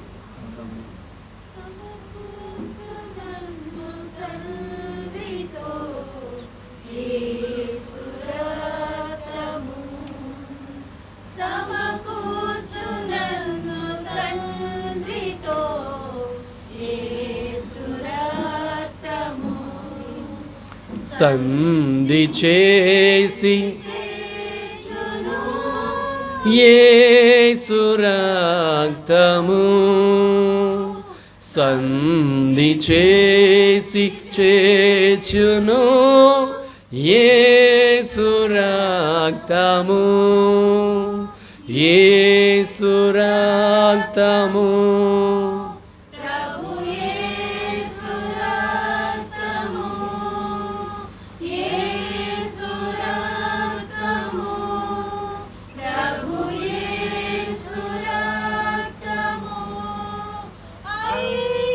పరచును యండ్రితో యేసు రక్తము. ప్రభు శరీరము రక్తం ఎద్దకు వస్తున్నప్పుడు అందరూ కూడా చక్కగా తీసుకుని మీ చేతుల్లో పట్టుకొనండి. ఇంకొక మారు ప్రార్థన ద్వారా మనం అడుగు పెడదాము.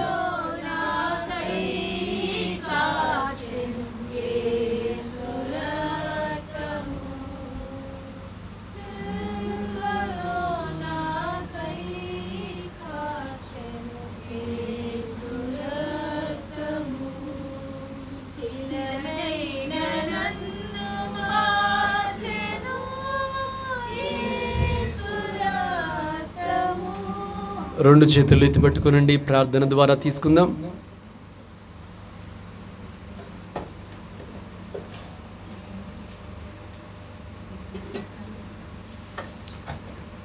మా ప్రియ పరలోకపు తండ్రి, జీవము కలిగిన యేసయ్యా, మీ పాదములకు వందనాలు. నా తండ్రి, ఇంతవరకు మాకు సహాయం చేసి నడిపించిన దేవా నీకు వందనాలు. ఒక గొప్ప ధన్యకరమైన స్థితిలోనికి మమ్మల్ని నడిపిస్తున్నారు, నీకు వందనాలు. నా శరీరమును తిని నా రక్తమును త్రాగిన వాడే జీవము కలిగిన వాడని మీరు సెలవిచ్చి ఉన్నారు. మీ జీవమును నేడు మా అందరిలో కూడా నింపుతున్న విధానాన్ని బట్టి నీకు వందనాలు. ఈ శరీరములోను ఈ రక్తములో ఉన్న గుణగణాలన్నీ కూడా మేము నింపుకోవడానికి సహాయం చేయండి అయ్యా. మా నిమిత్తమై మీ దేహము నలగగొట్టబడి ఉన్నది, మా పాపముల నిమిత్తమే మీ రక్తము చిందింపబడి ఉండి ఉన్నది. అట్టి రక్తమును దేహముని అనుగ్రహిస్తున్న విధానాన్ని బట్టి నీకు వందనాలు. మా జీవిత కాలం అంతా కూడా మీకు సాక్షులుగా బ్రతుకుతూ మీతో పాటు ఉండే విధముగా చేసి మీరే మహిమ పొందమని మీరిచ్చిన రక్తమాంసాన్ని బట్టి స్తుతులు చెల్లించి విశ్వాసముతో మీ శరీరమును రక్తమును తీసుకుంటూ ఉన్నాము మా ప్రియ పరలోకపు తండ్రి. ఆమేన్. యేసు రక్తమే చేయ.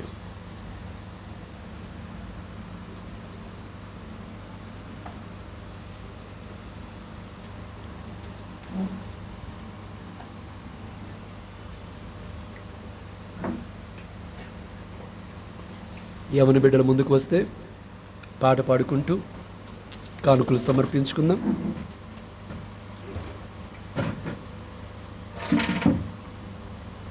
టూ 205 పాడుకుందాం. ప్రేమించేదని అధికముగా ఆరాధిస్తున్న ఆ శక్తితోనే పాట పాడుకుంటూ కానుకలు సమర్పించుకుందాం. యవన బిడ్డలు పాటలు పాడేవాళ్ళు త్వరగా రావాలి ముందుకి.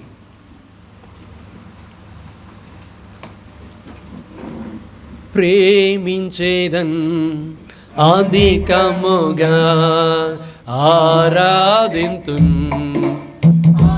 శక్తితో, ప్రేమించేదన్ అధికముగా ఆరాధింతున్ ఆ శక్తితో, నిన్ను పూర్ణ మనసుతో ఆరాధింతున్, నిన్ను పూర్ణ బలముతో ప్రేమించేదన్, నిన్ను పూర్ణ ఆరాధింతున్, పూర్ణ బలముతో ప్రేమించేదన్. ఆరాధన ఆరాధన ఆరాధన ఆరాధన ఆరాధన ఆరాధన ఆరాధన ఆరాధన.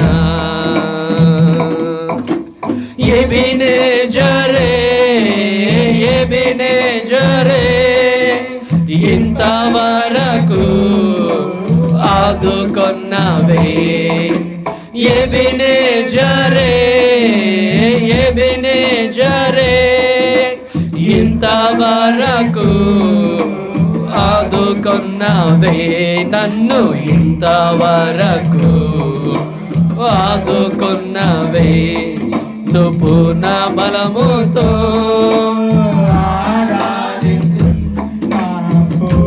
బలముతో ప్రేమించేదన్, నిన్ను పూర్ణ మనసుతో ఆరాధింతున్, నిన్ను పూర్ణ బలముతో ప్రేమించేదన్.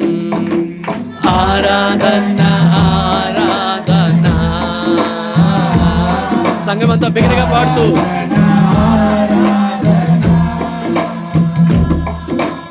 ఆరాధన ఆరాధన ఆరాధన ఆరాధన.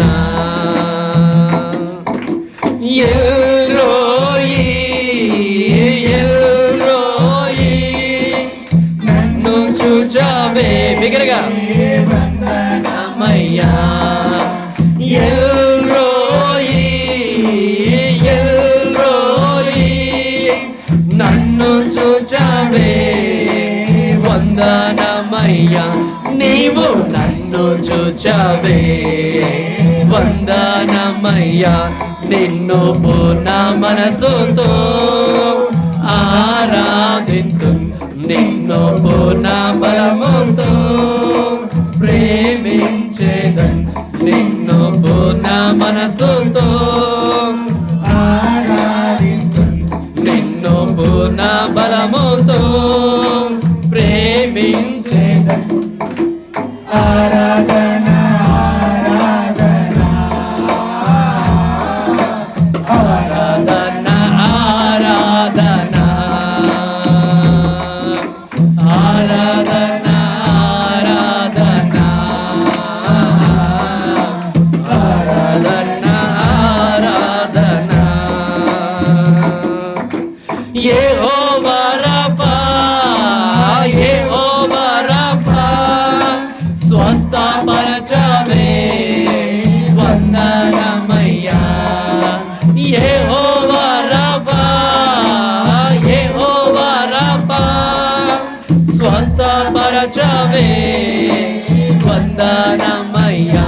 నన్ను స్వస్థపరచవే వందనమయ్యా. నన్ను పూర్ణ మనసుతో ఆరాధింతును, నిన్ను పూర్ణ బలముతో ప్రేమించేదను, నిన్ను పూర్ణ బలముతో ఆరాధింతును, నిన్ను పూర్ణ బలముతో ప్రేమించేదను. ఆరాధన ఆరాధన ఆరాధన ఆరాధన ఆరాధన ఆరాధన ఆరాధన ఆరాధన. సమర్పించబడిన కానుకల నిమిత్తమై శ్రీనివాస్ బ్రదర్ ప్రార్థన చేస్తారు. చివరి ప్రార్థనలోకి వెళ్దాం. స్తోత్రం స్తోత్రం స్తోత్రం నాన్న. పరిశుద్ధాత్మేసయ్య మీకే మహిమ ఘనత ప్రభావం చెల్లించుకుంటున్నాను నాన్న. నీ ప్రేమని బట్టి ప్రభా యేసయ్య మేమందరూ ప్రభా యేసయ్య ఇలా ప్రభా కూడికల ప్రభా యేసయ్య మేము ప్రభా యేసయ్య ప్రభా ఇక్కడ వచ్చినాం ప్రభా యేసయ్య ప్రభా ఇచ్చిన సమయాన్ని బట్టి మీకే వందనాలు, ఇచ్చిన వాక్యాన్ని బట్టి మీకే వందనాలు ప్రభా. పరిశుద్ధాత్మేసయ్య ప్రభా ఇక్కడ ప్రభా యేసయ్య విన్న వాక్యం ప్రభా యేసయ్య ప్రతి ఒక్క బిడ్డల ప్రభా యేసయ్య నాన్న ప్రభా అది ఫలించే కృపను దయచేయమని కోరుకుంటున్నాను ప్రభా యేసయ్య. మేము ప్రభా యేసయ్య నీరుగా ఉన్న మేము ప్రభా యేసయ్య ద్రాక్షరసంగా ప్రభా మేము మారాలి ప్రభా యేసయ్య. అలాంటి కృపని ప్రభా యేసయ్య మేము ప్రభా పొందే కృపను దయచేయమని కోరుకుంటున్నాను నాన్న. పరిశుద్ధాత్మ యేసయ్య ఎల్లప్పుడూ ప్రభా యేసయ్య ప్రభా మీ వాక్యాన్ని ప్రభా యేసయ్య వెంబడిస్తూ ప్రభా యేసయ్య ప్రభా మిమ్మల్ని ప్రభా యేసయ్య ప్రభా యేసయ్య ఇష్టపడే ప్రభా యేసయ్య బిడ్డలుగా మేము ప్రభా ఉండే కృపను దయచేయమని కోరుకుంటున్నాను ప్రభా యేసయ్య. అలాగే ప్రభా ఇక్కడ ఇచ్చిన ప్రభా యేసయ్య ప్రతి ఒక్క హస్తాన్ని ప్రభా యేసయ్య ప్రభా యేసు నామములో ప్రభా యేసయ్య దీవించుకుంటున్నాను ప్రభా యేసయ్య. బిడ్డల్ని ప్రభా యేసయ్య మీరు దీవించండి, ప్రతి ఒక్క హస్తాన్ని ప్రభా దీవించమని కోరుకుంటున్నాను నాన్న ప్రభా యేసయ్య. పరిశుద్ధాత్మ యేసయ్య బిడ్డలు ప్రభా చేసే పనిలో ప్రభా యేసయ్య మీరు ఆశీర్వదించమని కోరుకుంటున్నాను ప్రభా యేసయ్య. వాళ్ళకి ప్రభా యేసయ్య మీరు తోడుగా ఉండండి, బలపరచండి ప్రభా యేసయ్య. పరిశుద్ధాత్మ యేసయ్య నీ బిడ్డలు ప్రభా యేసయ్య నాన్న ప్రభా యేసయ్య సంతోషకరంగా ప్రభా యేసయ్య బిడ్డలు ఉండే కృపను దయచేయమని నజరేయుడైన యేసు నామములో అడిగి వేడుకుంటున్నాము తండ్రి. ఆమేన్. పరలోకమందున్న మా తండ్రి, మీ నామం పరిశుద్ధపరచబడును గాక, మీ రాజ్యం మాకు వచ్చును గాక, మీ చిత్తము పరలోకమందు నెరవేర్చబడుచున్నట్లు భూమి యందు నెరవేర్చబడును గాక. మానుదిన ఆహారం మాకు దయచేయము, మహిళ ప్రార్థనలు చేసిన వారిని మేము క్షమించిన ప్రకారం మా ప్రార్థనలు క్షమించుము. శోధనలకి తేక కీడు నుండి తప్పించుము. రాజ్యము శక్తి మహిమ నిరంతరము నీవై ఉన్నావు తండ్రి. ఆమేన్. యేసు రక్తమే జయము, శిలువ రక్తమే జయము, ప్రవేశనముకు సంపూర్ణ విజయము, అపవాది క్రియలకు అనంత నాశనము కలుగునుగాక తండ్రి. ఆమేన్. తండ్రి అయిన దేవుని నుండి ప్రేమయు, ప్రభువైన యేసుక్రీస్తు నుండి కృపయు, పరిశుద్ధాత్మ దేవుని యొక్క అన్యోన్య సహవాసమును సమాధానమును సంతోషమును చేరి ఉన్న ప్రతి బిడ్డకును పరిశుద్ధులందరికీ ఇప్పుడును ఎల్లప్పుడును సదాకాలము తోడయుండి నడిపించునుగాక. ఆమేన్ ఆమేన్ ఆమేన్. ఈ దీవెన కూడా తీసుకుంటూ ఉండగా అందరూ నాతో పాటు చేరి ఆమేనని చెబుతూ ఉండండి. యెహోవా నిన్ను ఆశీర్వదించి నిన్ను కాపాడునుగాక. యెహోవా నీకు తన సన్నిధిని ప్రకాశింపచేసి నిన్ను కరుణించునుగాక. యెహోవా నీ మీద తన సన్నిధి కాంతి ఉదయింపచేసి నీకు సమాధానము కలుగచేయునుగాక. God bless you. దేవుడు మిమ్మల్ని అందరినీ కూడా అన్ని విధాలుగా దీవించునుగాక. God bless you. Bye bye. ఆన్లైన్లో చేరిన మిమ్మల్ని కూడా దేవుడు బహుగా దీవించునుగాక.